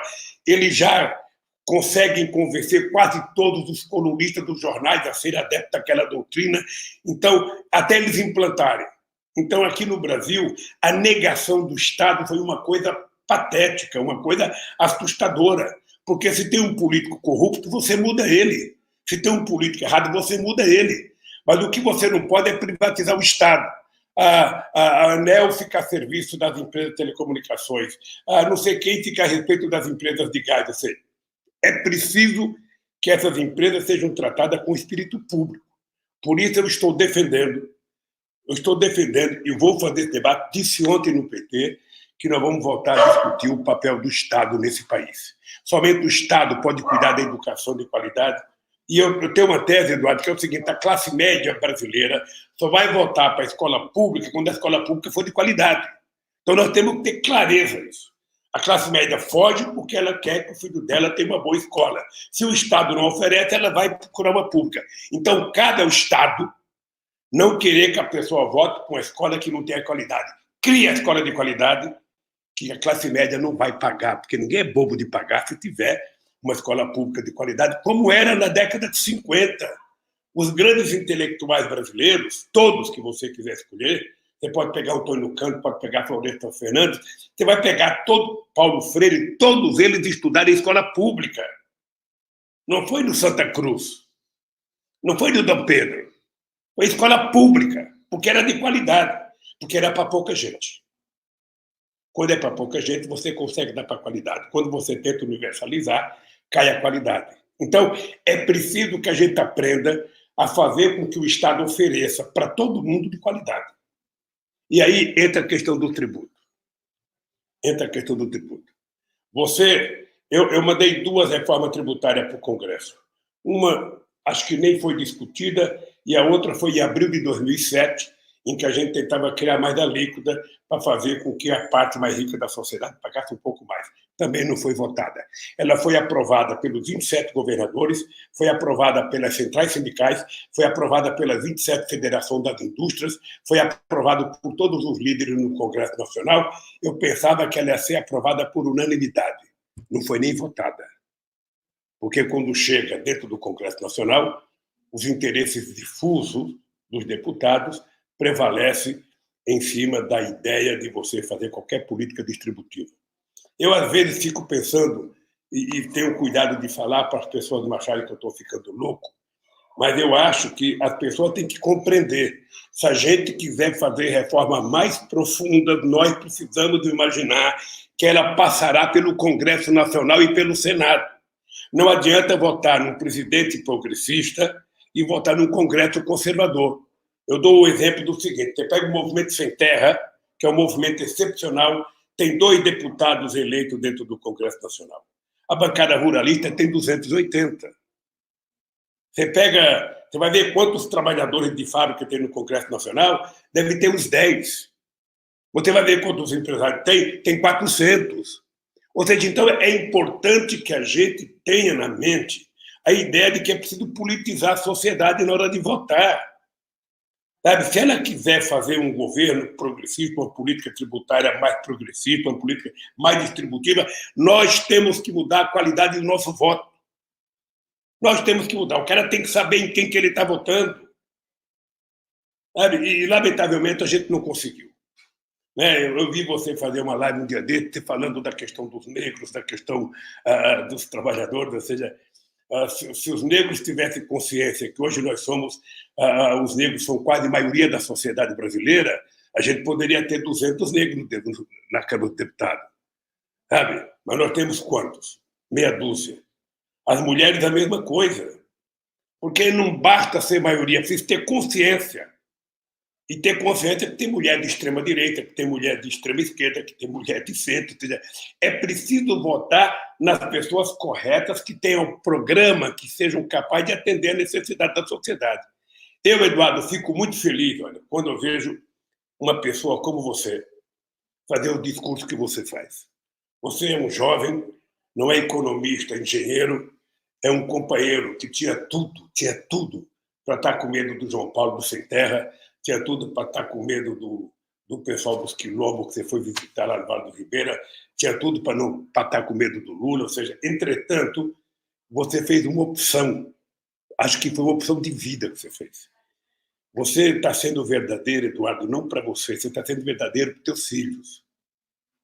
Ou seja, amanhã teus filhos vão falar, porra, eu tive um pai que ele trocou as benesses, sabe, de ser um cara do sistema financeiro para tentar ajudar as pessoas mais pobres desse país, para tentar discursar, sabe, falar, pelo menos colocar para fora aquilo que está pensando.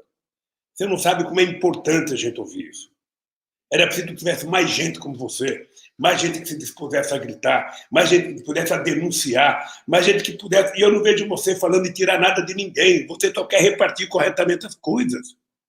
Sabe? Você não está propondo uma revolução armada, você não está propondo... Você não tem cara de bolchevique, você tem cara de um companheiro de classe média, bem formado, sabe, que descobriu que tem que estender a mão para as pessoas mais pobres, para as pessoas mais necessitadas, que esse país pode ser mais justo, esse país tem muita riqueza, sabe? Agora, meia dúzia se apoderaram da riqueza. Então, você pode ter certeza do seguinte, outro dia, numa live, eu até falei, por que a Globo não chama Eduardo Moreira para ir lá fazer um debate? O mais jovem economista que ela leva lá é o Maílson da Nóbrega. Você nem sabe que o Maílson da Nóbrega foi ministro do Instituto também, famoso Plano Verde. Ou seja, por que não leva um jovem como Eduardo para falar? Sabe, vai lá num jornal nacional para o povo saber, sabe, que tem gente que pensa diferente, que tem gente que, sabe, lamentavelmente não tem espaço para você. Antigamente tinha debate entre os economistas. Você está lembrado, Beluso era um debatedor importante, Maria da Conceição Tavares debatia com Delfim Neto, debatia com Jabas Passarinho, debatia com Roberto Campos, com Maria Henrique Silva. Eram grandes economistas, eram grandes pensadores. Hoje não. Hoje é analista de sistema, que vai lá fazer o debate e vai falar aquilo que eles querem que fale. Não tem nenhum contraditório. Eduardo, eu vi você fazendo o debate no Senado sobre a questão da Previdência Social. Eu ficava falando, porra, era importante que todo mundo ouvisse. Sabe? O que acontece? Você não foi chamado num canal de televisão para ser o contraditório. Ou seja, nós viramos uma imprensa de pensamento único. Ou seja, a questão da reforma, a Globo bate no Bolsonaro, no coronavírus, mas a Globo defende todas as reformas que o Guedes está fazendo. Todas as reformas. Inclusive, ontem eu vi um canal de televisão dar um cacete no Lewandowski, porque o Lewandowski deu aquela liminar proibindo a PEC da morte dos trabalhadores, acho que é a medida provisória, a PEC 93, que autoriza diminuir o salário dos trabalhadores. O Lewandowski deu a liminar proibindo. Ontem eu vi um jornal, sabe, esculhambando o Lewandowski por conta disso. Eles estão unidos na defesa da destruição do Estado brasileiro. Eles querem que tudo seja privatizado como se tudo fosse maravilhoso na mão dos privados, e não é. E você conhece por dentro o sistema financeiro. Eu conheço por dentro o sistema das indústrias brasileiras. Ou seja, não existe, sabe, esse empresário santo. Somente um Estado dirigido por pessoas comprometidas, com um Congresso sério, constituições fortes que podem cuidar dos interesses totais do povo. Sabe? Senão a gente não tem jeito. Eles agora querem fazer a reforma tributária para diminuir o pagamento dos ricos. Eu fico imaginando, Eduardo, o seguinte, olha, você pega todos os países que têm uma carga tributária alta, o povo tem um bom padrão de vida. Você pega todos os países que têm uma carga tributária muito baixa, o povo vive na maior desgraça possível. É só olhar a África e a América Latina. Eles vêm da ideia que carga tributária baixa, sabe, é motivação da empresa investir lá. E não é verdade. A empresa não investe por causa da carga tributária, a empresa investe por causa, sabe, da ciência e tecnologia que tem no país, por causa do mercado que tem no país. Sabe? É isso que ela vai fazer investimento. E, lamentavelmente, aqui no Brasil, você tem uma elite, e agora que eu estou lendo muito sobre a escravidão, Eduardo, eu sinceramente, estou compreendendo melhor a elite brasileira. Sinceramente, ainda a mentalidade escravocrata toma conta do nosso país. Você tem uma elite perversa, lamentavelmente, é triste dizer isso. Não é à toa que a gente foi o último país do continente a ter uma universidade pública. Você imagina um país do tamanho do Brasil ser o último a ter uma universidade pública? A Argentina já tinha feito a sua primeira reforma universitária, o Brasil não tinha a primeira ainda. Isso explica a nossa pobreza intelectual, a nossa pobreza moral. Sabe? É por isso que eu fico dizendo para você, nós vamos ter que construir um outro mundo, Eduardo. Eu estou velho, mas eu vejo você muito novo. Sabe? Você tem pelo menos uns 50 anos para frente ainda para brigar, meu cara. E se prevalecer, eu estou sempre naquela que é o seguinte, se já nasceu o cara que pode viver 120, pode ser eu. Agora, se pode ser eu, pode ser você também. Então, o que é importante, Eduardo, eu não sei se você se sente assim. O que é importante, eu fico ouvindo você falar, e eu acho que você deve ter perdido alguns amigos pelo caminho, sabe? Alguns pseudos compadres você foi perdendo pelo caminho, mas certamente você ganhou muitas novas amizades. Mas eu acho que a coisa mais importante que você ganhou é você saber que você coloca a cabeça no travesseiro toda noite e vai ter um sono de um homem orgulhoso de estar sendo verdadeiro com você, com a sua família e com o povo pobre desse país. É isso que compensa. No fundo, é isso que dá para a gente motivação para brigar. Então, eu acho que o mundo não será mais o mesmo, Eduardo. O mundo não será mais o mesmo depois do coronavírus. E não será mais o mesmo o mundo todo, não é no Brasil, não, é no mundo inteiro. Esse país não mereceria, no século XXI, ter eleito um cidadão como Bolsonaro. Eu, às vezes, fico pensando o estágio que o ódio tinha chegado nesse país. O estágio de desumanidade que as pessoas chegaram nesse país. Então, nós vamos ter que recuperar, sabe, esse país. Esse país é um país bom. Povo... Fala. O senhor sabe, presidente, que isso que o senhor falou dos amigos, né? No começo realmente foi muito difícil. Não que seja fácil hoje, mas no começo eu perdi todos os amigos antigos que eu tinha e não tive tempo de fazer novos, né? Então foi muito a possibilidade da família me dar esse suporte, né? A Juliana, que o senhor conhece, aliás, quem não sabe, minha esposa, ela fez o papel de Dona Marisa no filme do presidente Lula, né? Então, muito me contou aí sobre a história, desde o começo, dos sindicatos, etc., do senhor, mas no começo foi muito difícil, né? E num dos momentos mais difíceis, eu li um livro do São João,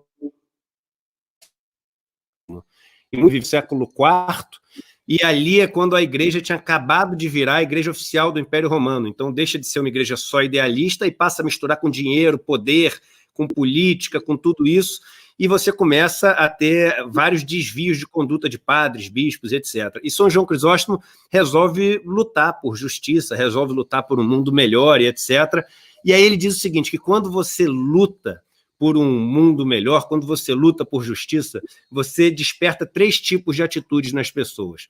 Uma das atitudes são as pessoas que veem o brilho nos olhos, essa sua vontade de fazer o negócio ser diferente e se inspiram com aquilo e querem também fazer diferente, e se juntam, né, a essa caminhada. E essa é a reação que a gente mais deseja. Tem um grupo de pessoas que é um grupo que está tão no seu mundo, fechado, egoísta, que você pode falar A, B, pode ser a favor disso ou daquilo, que ela não vai nem parar para te ouvir, como não vai parar para ouvir ninguém. E tem um grupo, que é o grupo que se beneficia das injustiças. E esse grupo, quando você resolver ser um cara que caminha a favor de um mundo mais justo, ele vai te atacar. E vai te atacar muito. E vai ser agressivo o ataque. E ele fala, e essa é a reação que a gente menos deseja, porque é a reação mais difícil da gente lidar. Mas aí São João Crisóstomo diz o seguinte, mas se você não tiver essa reação, é sinal de que você está errando o alvo. Porque é essa reação que diz que você acertou o alvo no meio. Então é muito importante que você consiga enxergar essa reação como o sinal de que, caramba, acertei. Não é possível que eu vou falar contra o sistema financeiro, sobre a acumulação de riqueza, contra as injustiças, e essas pessoas não vão ficar incomodadas, não vão reclamar, não vão levantar a voz. Se não estiverem reclamando, é porque eu não estou falando o que eu tenho que falar. Então, isso, o senhor até me desculpa que eu interrompi quando o senhor estava falando, mas me veio muito na cabeça isso. E eu falo isso no momento onde muitas pessoas do país, elas passaram a ter medo, né? Porque os milícias virtuais, os robôs, os comentários que entram te xingando e querendo, eles são vistos como algo que, caramba, te deixa dentro da casinha, te faz ficar com medo de sair, te faz ficar assim, amedrontado, amuado. Mas aí eu digo o seguinte, lembrem-se dessa história de São João Crisóstomo. Quando vier essa crítica pesada, é sinal de que você acertou o alvo. E não deixem esse medo impedir vocês de fazer o que tem que ser feito. Presidente? Deixa eu te contar uma coisa muito interessante. Olha, quando eu fui eleito presidente, eu tinha na cabeça que eu não podia errar, porque eu tinha a imagem do Wałęsa. O Wałęsa, quando ele foi presidente da Polônia, ele fez greve no mesmo período que eu fiz. Ele fez greve no estaleiro de Gdansk em 1980 e eu fiz greve na indústria automobilística em 1980. Nós fomos para a Itália junto, eu conheci o Wałęsa na Itália. Na época, me disseram que ele recebeu não sei quantos milhões de dólares para ajudar o sindicato da solidariedade. E eu quase que não me pago a passagem, porque o Wałęsa ele era visto como sindicalista que estava derrubando o regime comunista. Então, ele tinha um apoio muito mais forte, além do que tinha o apoio do Papa João Paulo II, que ainda não era Papa. O Wałęsa foi eleito presidente. Quando ele foi candidato à reeleição, ele só teve 0,5% de voto. O cara que só tem 0,5% de voto, o cara não tem nada. Então, eu não queria errar. Então, eu dizia todo dia, eu não posso errar, eu não posso errar, eu não posso errar. Porque se eu errar, nunca mais um trabalhador vai chegar à presidência desse país aqui. Bem, quando eu terminei o meu mandato, eu tinha 87% de bom e ótimo, 10% de regular e 3% de ruim péssimo. Tá? Eu nunca na vida, eu duvido que tenha havido um presidente da República que tenha tido tanto empresário em volta dele como eu tive. Eu atendia mais empresário quando eu deixei a presidência do que quando eu estava na presidência. E todo mundo querendo que eu votasse, todo mundo querendo que eu votasse. Quando eu disse em junho que eu não ia votar, que a Dilma tinha direito de ser candidata a presidente da República, essas pessoas foram se afastando. Aí veio a denúncia da Lava Jato, e aí esses empresários desapareceram. Desapareceram completamente.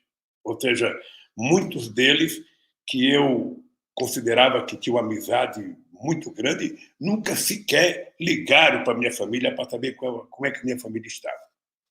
Então, o que eu fiz? Eu me dotei da seguinte filosofia de vida. Eu não posso ter raiva de ninguém, eu não vou gostar mais ou gostar menos de ninguém, eu vou construir novas amizades, novas relações e vou tocar a minha vida, porque é assim que eu vou viver. E eu tinha consciência que a razão pela qual essa gente passou a não gostar de mim é porque uma parcela do povo pobre teve ascensão a espaços que até então eu não tinha. Era muito pobre viajando nos aeroportos, era muito pobre indo para as praias, era muito pobre indo para Miami, era muita gente pobre indo para o restaurante, era muita gente pobre querendo ir para o teatro, era muita gente andando no Parque de Ibirapuera, só para te dar uma ideia. E essas pessoas não admitiam aquilo, ou seja, a minha empregada doméstica é maravilhosa, mas se ela for empregada doméstica, ela que não vai querer usar o perfume que eu uso na sexta-feira, ela vem trabalhar na segunda-feira com o meu perfume. O meu jardineiro não vai vir aqui com um carro novo na segunda-feira, porque isso é direito meu. Você viu naquele livro, naquele filme, A Que Horas Ela Volta? Não sei se você assistiu. Não assisti. Você tem que assistir. Esse filme é o retrato fiel do que aconteceu nesse país. Um setor da classe média admite. Eu conto uma história que é a mais extraordinária de toda, né? Eu acho que eu já te contei, mas eu comecei nesse assunto, eu vou te contar. Eu fui almoçar na casa de um grande companheiro meu, companheiro histórico, sabe, da tal do testamento.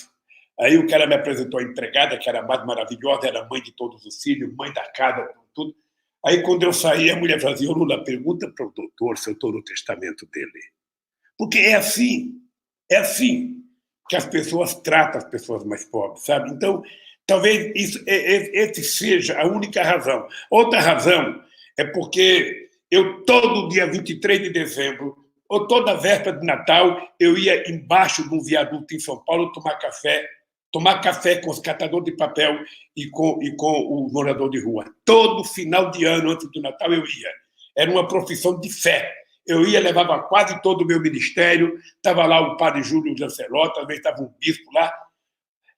O que era fantástico, eu ficava pensando, pô, será que os empresários não gostariam que eu estivesse jogando golfe com eles? Já pensou o Lula com taco de golfe, sabe? E o Stuquinho, ao invés de estar com a câmera, estava carregando aquele saco de taco atrás de mim. Já pensou? Talvez eu não tivesse tanto adversário como eu tenho hoje. Mas, de qualquer forma, eu sou um homem, Eduardo, que eu tenho a cabeça tranquila. Eu durmo todo santo dia.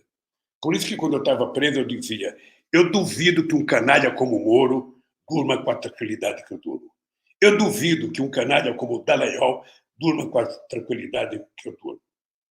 Tá? Eu não ia nem tocar nesse assunto com você, mas eu fiquei sabendo aqui, já tinha começado a live, que um juiz de São Bernardo disse que a dona Marisa tem, acho que, 250 milhões como é que fala? A herança da dona Maria, o inventário dela diz que ela tem 250 milhões. Eu não conheço o parecer do juiz, mas eu queria falar o seguinte: se a dona Marisa tiver uma herança de 250 milhões de reais, eu dou 80% para o juiz. Sinceramente, eu dou para o juiz, eu dou para o filho do Bolsonaro fazer fake news. Eu dou para o cara da Jovem Pan que deu a matéria. Se ela tiver 250 milhões, eu fui o marido mais enganado do mundo, porque eu vivi 43 anos com a dona Marisa.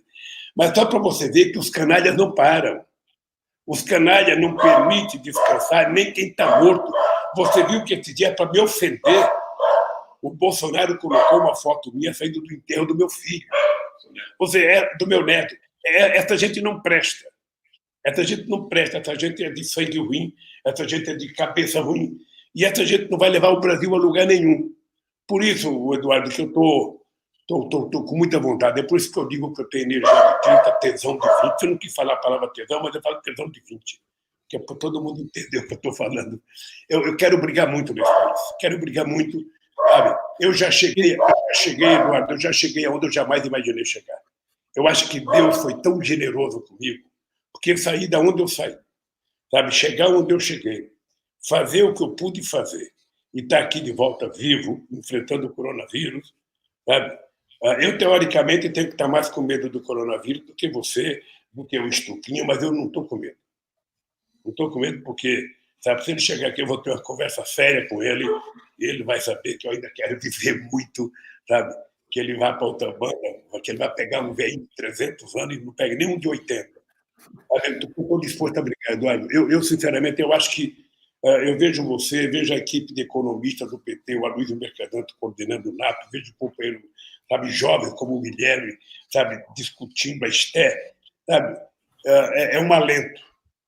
A Maria da Conceição Tavares está com 80 anos, outros economistas, mas o Peludo já está com 70 e pouco, ou seja, mas quando eu vejo surgir pessoas como você, sabe, pessoas como o Guilherme, como a Luiz Mercadante, ou seja, eu fico otimista de que nem tudo está perdido, gente. Tem uma nova safra produzindo verdade, produzindo motivação, produzindo esperança, porque são pessoas como vocês que vão ajudar esse país a dar um salto de qualidade, sabe? Então, é por isso que eu digo para a juventude, não tenha ódio, não fique com ódio, não seja um ignorante, ou seja, se você não gostar, sabe, do Eduardo Moreira, se você não gostar do Lula, se você não gostar, goste de você, porra.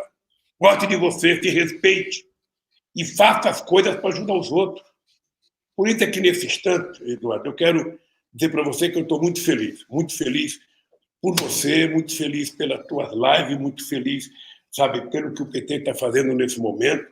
Você sabe que eu fiquei bravo com o PT na PEC dos banqueiros, né? Fiquei muito puto. Eu falei com a Luiz Mercadante, falei com o líder do PT. Não é possível. Eu fiquei guardando essa manchete de jornal aqui, da Folha de São Paulo. Banco Central dos Estados Unidos vai financiar casa, governo, empresa e até cartão. E vai emprestar dinheiro sem limite e a juros zero. Aí pega a página de braço. Banco Central Brasileiro e Conselho Monetário Nacional injeta 1 trilhão e 200 bilhões no sistema financeiro, porra, na hora. Na hora. Você viu o cartão que ele distribuiu ontem? Você viu um cartão, a propaganda do governo, nos R$600? Sabe? Esse dinheiro é do governo federal, ele não é de governo estadual, ele é do governo federal. Ora, o Bolsonaro esquece que ele tinha dado R$200. R$200. Ele só teve a coragem de dar 600 porque a Câmara ia aprovar 500 e o PT tinha proposto um salário mínimo. O PT e a esquerda toda. Então, eu acho, Eduardo, que eu sonho, por incrível que pareça, eu sonho pra cacete, rapaz. Eu sonho com o mundo novo, eu sonho com pessoas mais humanas, eu quero humanizar a humanidade.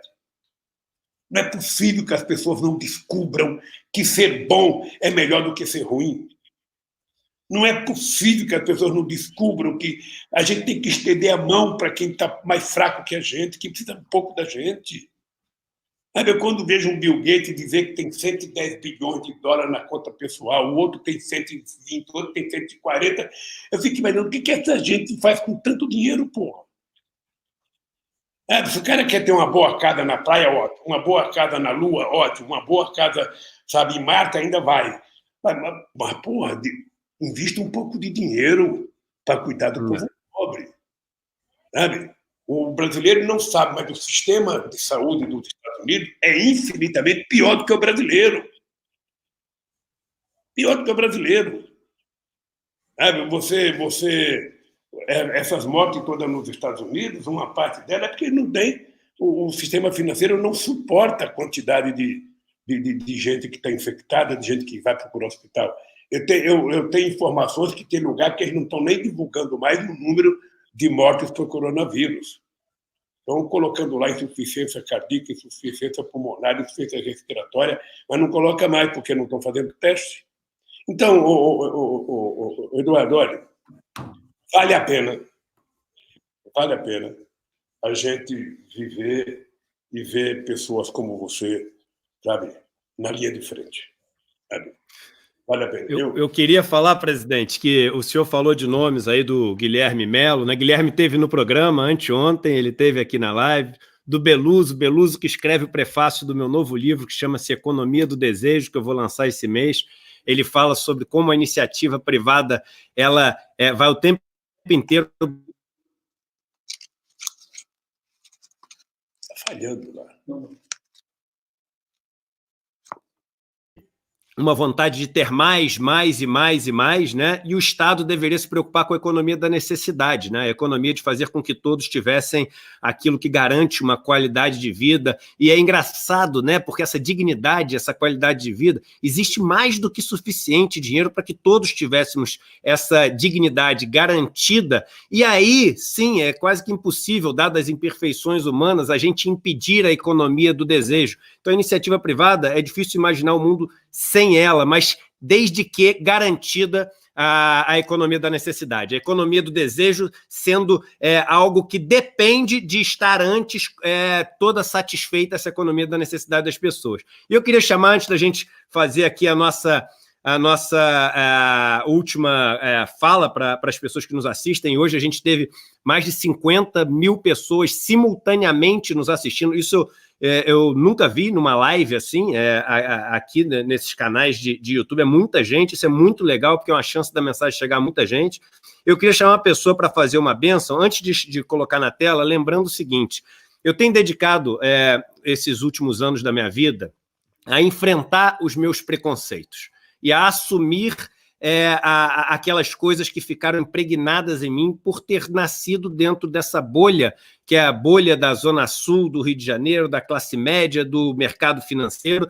E o primeiro passo para a gente conseguir enfrentar uma coisa é assumir e identificar que você tem esse tipo de preconceito. Foi por isso que eu quis começar essa minha convivência com as pessoas mais pobres, morando no MST, que é onde eu tinha o maior preconceito de todos, né? E por falar em preconceito, uma das coisas que eu comecei a fazer foi estudar todas as religiões. E foi muito interessante quando eu li o Alcorão, eu li o Alcorão inteiro, depois de ter lido a Bíblia inteira, e descobri que no Alcorão falava-se, assim, muito bem de Jesus, né? Falava-se de Jesus como sendo um mensageiro de Deus que trouxe uma mensagem maravilhosa, e o incômodo do Alcorão em relação não era a Jesus, era em relação às pessoas que tinham tido contato com Jesus, que foi uma pessoa que veio para falar o seguinte: olha só, vocês esqueceram da mensagem. Vocês novamente, Abraão veio falar que o pessoal só olhava os símbolos e tinha esquecido da mensagem. Aí a gente passou a se preocupar com a mensagem, num dado momento, a gente se esqueceu da mensagem e voltou a só olhar os símbolos. Aí vem Jesus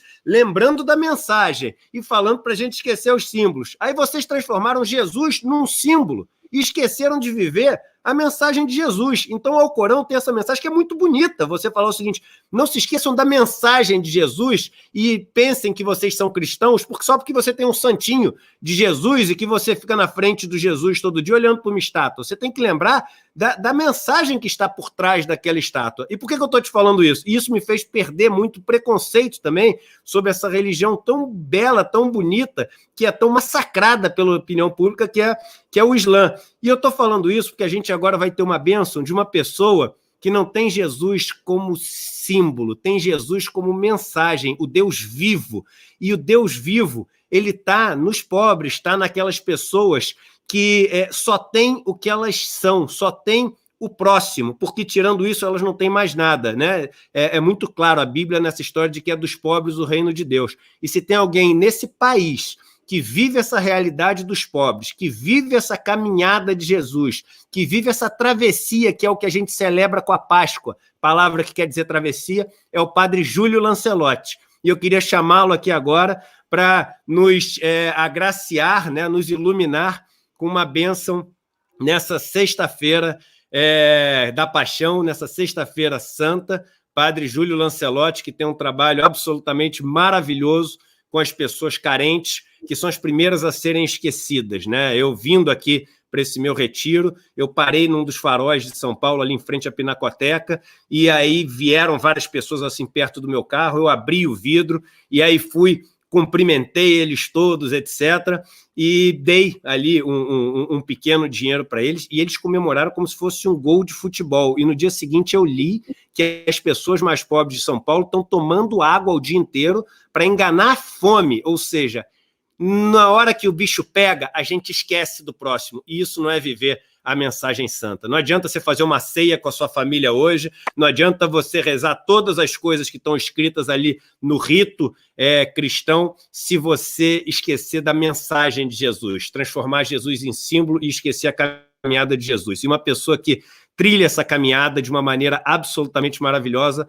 é o nosso amigo Padre Júlio Lancelotti, e eu queria passar a palavra para ele agora, já agradecendo o seu tempo e o seu trabalho e sua travessia, Padre Júlio. Eu agradeço, Eduardo. Quero mandar um abraço para você e um abraço para o querido presidente Lula. Lula, quem nunca te abandonou e nunca deixou de pensar em você é o povo. Eu te falei isso lá em Curitiba. Os pobres, os catadores, os moradores de rua sabem que tem o presidente Lula como um aliado sempre. Hoje, pela manhã, mais de 1.000 moradores de rua tomaram café lá na nossa paróquia, levaram lanche, sacolinhas, Lá, mais de 1.000 estão passando hoje no Largo de São Francisco, onde os frades franciscanos estão partilhando alimentos com eles. Mas é preciso que os moradores de rua tenham acesso rápido a essa transferência de renda, porque eles não têm CPF, muitos não têm o RG, muitos não estão conseguindo acessar o aplicativo. Imagine que o aplicativo da Caixa Econômica Federal quer que receba uma mensagem por SMS. Isso não é possível. E nós estamos pedindo ao governo federal, à Caixa Econômica Federal, que eles possam ter acesso por uma via específica, mesmo que seja pelas entidades sociais, que atestem o nome da mãe, a data de nascimento, para que eles possam ter acesso. Mas eu queria pedir muito a bênção de Deus. A bênção de Deus para nós é a partilha. A bênção de Deus para nós, já dizia São João Crisóstomo, que o Eduardo lembrou, é partilhar a vida, é partilhar o pão. Esse é o único sentido da vida. Jesus, hoje, na cruz, lembra para nós isso, a fidelidade até como nos diz São João, tendo amado os seus que estavam no mundo, amou-os. E Jesus nos disse nessa quinta-feira santa, vocês entenderam o que eu fiz? Façam isso também. Sejam servidores, amem os pobres, esquecidos, protejam os que sofrem. E uma coisa, Eduardo, que a gente está pedindo muito aqui em São Paulo, e alguns lugares do Brasil até estão pensando, mas até Londres já fez isso, usem a rede hoteleira para hospedar mulheres com crianças, casais, mulheres que estão pelas ruas. Há muitas mulheres com crianças, há muitos hostels que estão fechados, muita rede hoteleira que vai quebrar.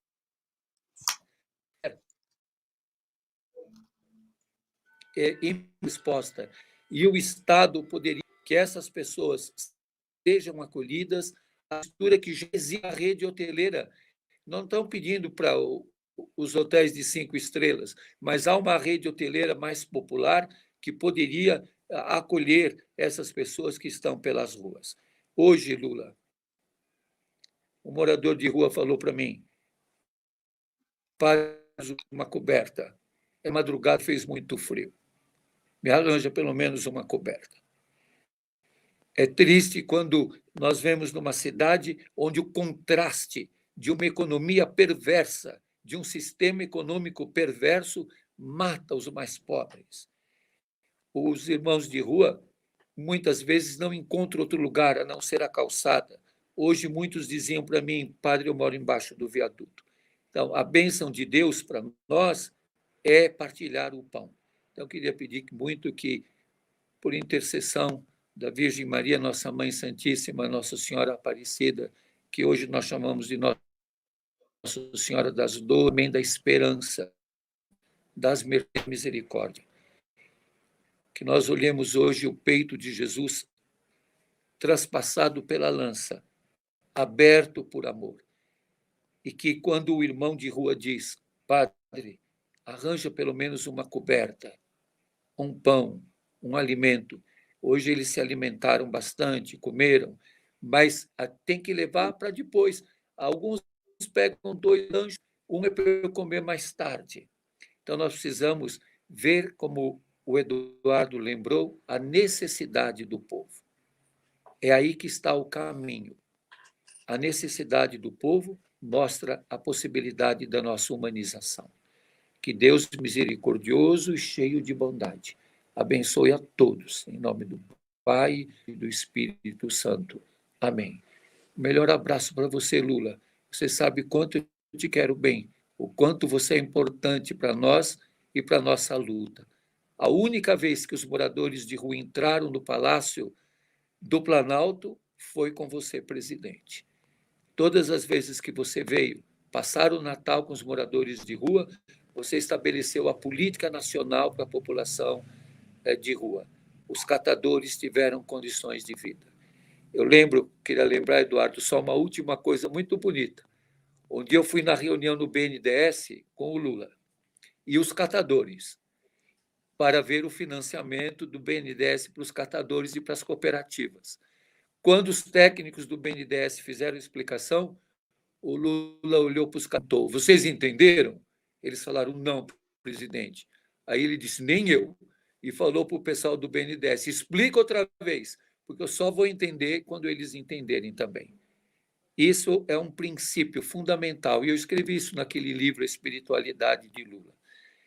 Nós só vamos entender quando os pobres entenderem também. Nós só vamos comer quando os pobres comerem também. Nós só vamos ser felizes quando os pobres forem também. Deus abençoe a todos, uma boa Páscoa e que essa Sexta-feira Santa nos humanize. Amém. Amém. Presidente, amém. Com o senhor. Feliz Páscoa, Júlio. Eduardo, feliz Páscoa. Eu queria dizer uma coisa para você para terminar. Não sei se você vai terminar já, mas eu queria dizer o seguinte: olha, nós temos condições de construir um outro mundo. Padre Júlio, eu estou convencido disso. A coisa que eu mais tenho clareza, Eduardo, é que a coisa mais barata para um governo fazer é cuidar de um pobre. É a coisa mais barata. Sabe? Cuidar do cara da van é muito caro. Cuidar de um grande empresário é muito caro. Agora, cuidar dos pobres é quase nada. É quase nada. Ou seja, levar a coisa mais barata é você garantir que as pessoas tomem café, almoçem e jantem todo dia. Uma coisa que a gente tinha conseguido fazer no Brasil e que, lamentavelmente, isso foi jogado fora outra vez. Porque, Eduardo, tenha na cabeça uma coisa: pobre, para uma certa elite que cuida de finanças nesse país, é apenas um número. Não é um ser humano. Não é o igual. Sabe? Não é um semelhante. É um número. É uma coisa. É uma coisa que vale muitas vezes menos do que um outro animal qualquer. Então, é esse mundo que nós precisamos destruir e construir um mundo de solidariedade, um mundo de harmonia, um mundo de paixão, sabe? Um mundo em que todo mundo gosta de todo mundo, Eduardo. Eu não tenho que querer que você seja igual a mim ou você seja igual a mim. Não. Cada um de nós, seja o que for, mas nós temos que nos respeitar. Nós temos que ser solidários e temos que repartir o pão de cada dia. Eduardo, tenho uma imagem na minha cabeça. A minha mãe era uma mulher que passava muita necessidade. Não foram poucas as vezes em que minha mãe estava no domingo em casa com 8 filhos e não tinha feijão para colocar no fogo. E eu não via minha mãe reclamar. Minha mãe não reclamava, ela só falava: amanhã a gente vai ter. Amanhã a gente vai ter. E ela estava sempre acreditando que amanhã ia ter. Essa foi a minha formação. É por isso que eu não sou um cara raivoso, não sou um cara... Eu sou um cara que tenho sempre esperança, estou sempre acreditando que a gente vai encontrar um dia melhor para a gente viver. E é esse mundo que nós precisamos passar. Eu conto sempre que, às vezes, eu morava na Vila Carioca, Padre Júlio, lá perto do armazém do IBC. E eu lembro que, às vezes, chegava uma pessoa toda maltrapilha, barbuda, com um saco na mão, batendo palma, e o que a pessoa pedia? Um prato de comida. Você sabe o que, naquele tempo, as pessoas faziam? Pegava aquele maltrapilho, levava para dentro de casa e dava comida para ele junto com a família na mesa. Hoje, se isso acontecer, Eduardo, a pessoa chama a polícia. A pessoa não atende. Sabe? A pessoa não acha que tem nenhuma obrigação de atender essas pessoas. Então o mundo está ficando assim. É por isso que o Brasil elegeu um Bolsonaro. É por isso que os filhos deles acham do jeito que acham, se dão o direito de mentir, se dão o direito de zombar das coisas, se dão o direito de não acreditar, se dá o direito de receitar remédio. Imagina um presidente da República, sabe, receitando remédio na televisão. Não, toma isso aqui, vai melhorar, toma isso aqui. Sem nenhum respeito a tudo, sabe, que os nossos cientistas aprenderam, a tudo que os nossos laboratórios, os nossos centros de pesquisa fizeram na história. Então, é esse país, Eduardo, que nós temos que mudar. É esse país que nós precisamos mudar.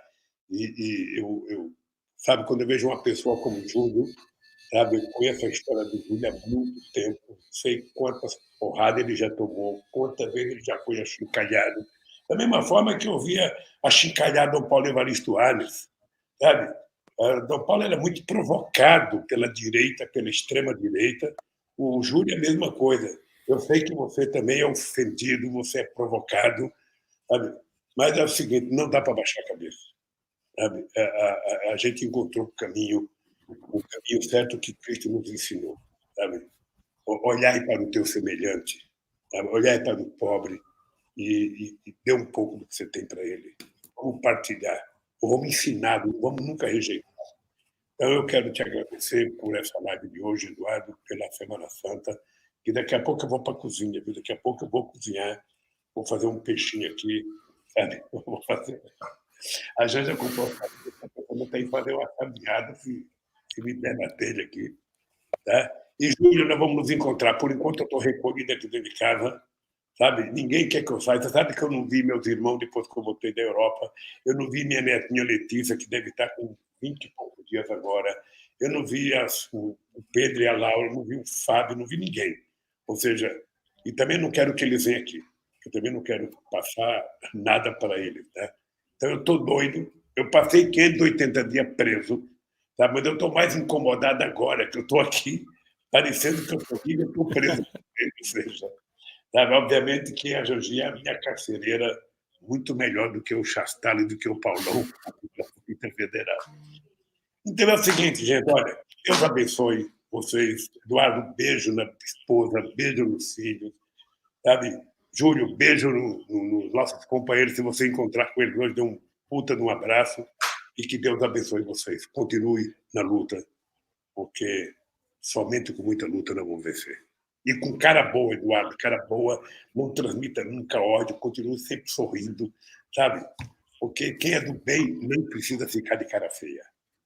É isso mesmo, presidente. Eu queria agradecer, que alegria, né? Que oportunidade, que privilégio ter uma bênção do Padre Júlio, que tem esse contato direto com o divino através dos irmãos e irmãs mais pobres.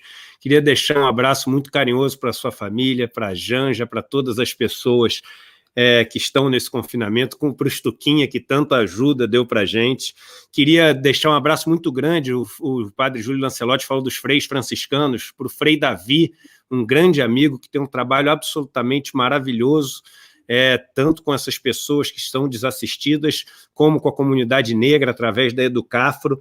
E queria falar, essa passagem do BNDES é maravilhosa, né? Porque os franceses falam muito de uma coisa chamada de terrorismo intelectual, que são as pessoas falarem difícil, não, na verdade, eu não vou te explicar que você não vai entender direito, porque isso envolve a estrutura financeira do mercado, etc., é o seguinte, esquece o terrorismo intelectual. O Einstein, que é muito mais inteligente que qualquer um deles, falava o seguinte, olha, se alguém não conseguir te explicar fácil uma coisa, é porque ele não entendeu. Então, quando o cara começar a complicar muito, é que nem ele entende o que ele está falando. E a verdade é o seguinte, eu estou aqui, né, na minha chácara e todas as vezes eu olho para uma planta e vejo a planta e ela dá uma lição de vida para mim tão grande, que é o seguinte, se eu regar a planta pela folha, cai pouquinha água na raiz e ela morre, a planta, desnutrida, porque não recebe aquela água que ela precisa. Se eu rego a planta pela raiz, ela absorve toda aquela água e ainda chega um pouquinho de água lá nas folhas. Ou seja, se a gente rega a nossa sociedade pela raiz, pelos mais pobres, por aqueles que precisam, o Eduardo Fagnani nos lembra aqui que 30 milhões de brasileiros vivem com mais de 3 pessoas dentro de casa, em espaços muito pequenos, né? A Jandira me lembra aqui, mandando uma mensagem, que da necessidade dessas políticas não pararem agora de confinamento, porque os mais ricos estão protegidos e entendidos, quando agora a doença está chegando nos mais pobres, a importância da gente orientar para os mais pobres essa fase que a gente está entrando da crise. E eu termino, presidente Lula, eu termino, Júlio Lancelotti, falando uma coisa que ficou muito clara na minha cabeça quando eu visitei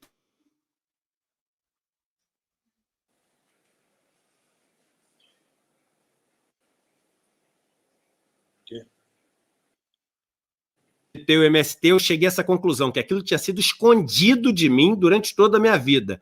Eu pensava o seguinte, toda casa que eu entrei, sem me conhecer, sendo uma pessoa de fora, aquelas pessoas mais pobres, elas imediatamente não perguntavam quem eu era, me ofereciam um café, perguntavam se eu queria almoçar e falavam que se eu quisesse dormir na casa deles, eles saíam do quarto e dormiam na sala para deixar o quarto para mim. E eu pensava, será que eu faria a mesma coisa se um deles chegasse na minha casa, com tudo aquilo que eu aprendi ao longo da minha vida, eu com tanto que acumulei, eles com quase nada que acumularam, e eles servindo, oferecendo, compartilhando, e eu querendo proteger, juntar o mais. Então, aprendi muito com eles. Cheguei a uma conclusão, presidente. A conclusão é a seguinte, quem governa para os ricos, como esse governo está querendo fazer, leva uma sociedade ao colapso, leva uma sociedade ao caos. Quem tem um discurso de que quer governar para todos, na verdade, dadas as estruturas que existem, acaba governando para os ricos. E quem decide governar para os pobres, governa para todos. Então, era isso que eu queria passar para vocês. Quem governa para os pobres, governa para todos. Porque o dinheiro que chega para o pobre, ele acaba chegando no rico. Mas o dinheiro que começa pelo rico, ele não chega nunca na mão dos pobres. Então, eu queria agradecer de coração, me sinto um privilegiado de estar aqui com o presidente Lula, com o padre Júlio Lancelotti, e que a luz dessa bênção que o senhor deu, padre Júlio, ilumine a todos nós nessa sexta-feira da paixão. Paixão que quer dizer sofrimento, e é através do sofrimento que a gente cria a empatia, se coloca vestindo a sandália do próximo e consegue compartilhar esse sofrimento, compaixão. Compaixão vem de compartilhar o patis, compartilhar o sofrimento. Que hoje seja um dia não só de festa, mas um dia de pegar um pouco do sofrimento desses nossos irmãos e irmãs e falar o seguinte, me dá que eu seguro um pouco para aliviar teu ombro, porque isso é Páscoa, a gente dividir também o sofrimento. Um grande abraço, um grande beijo, com muito carinho para todos vocês. Presidente Lula, um grande abraço, padre Júlio, um grande abraço com todo carinho e muito obrigado por vocês terem estado aqui nessa live hoje. Um abraço, Eduardo. Um abraço, Júlio.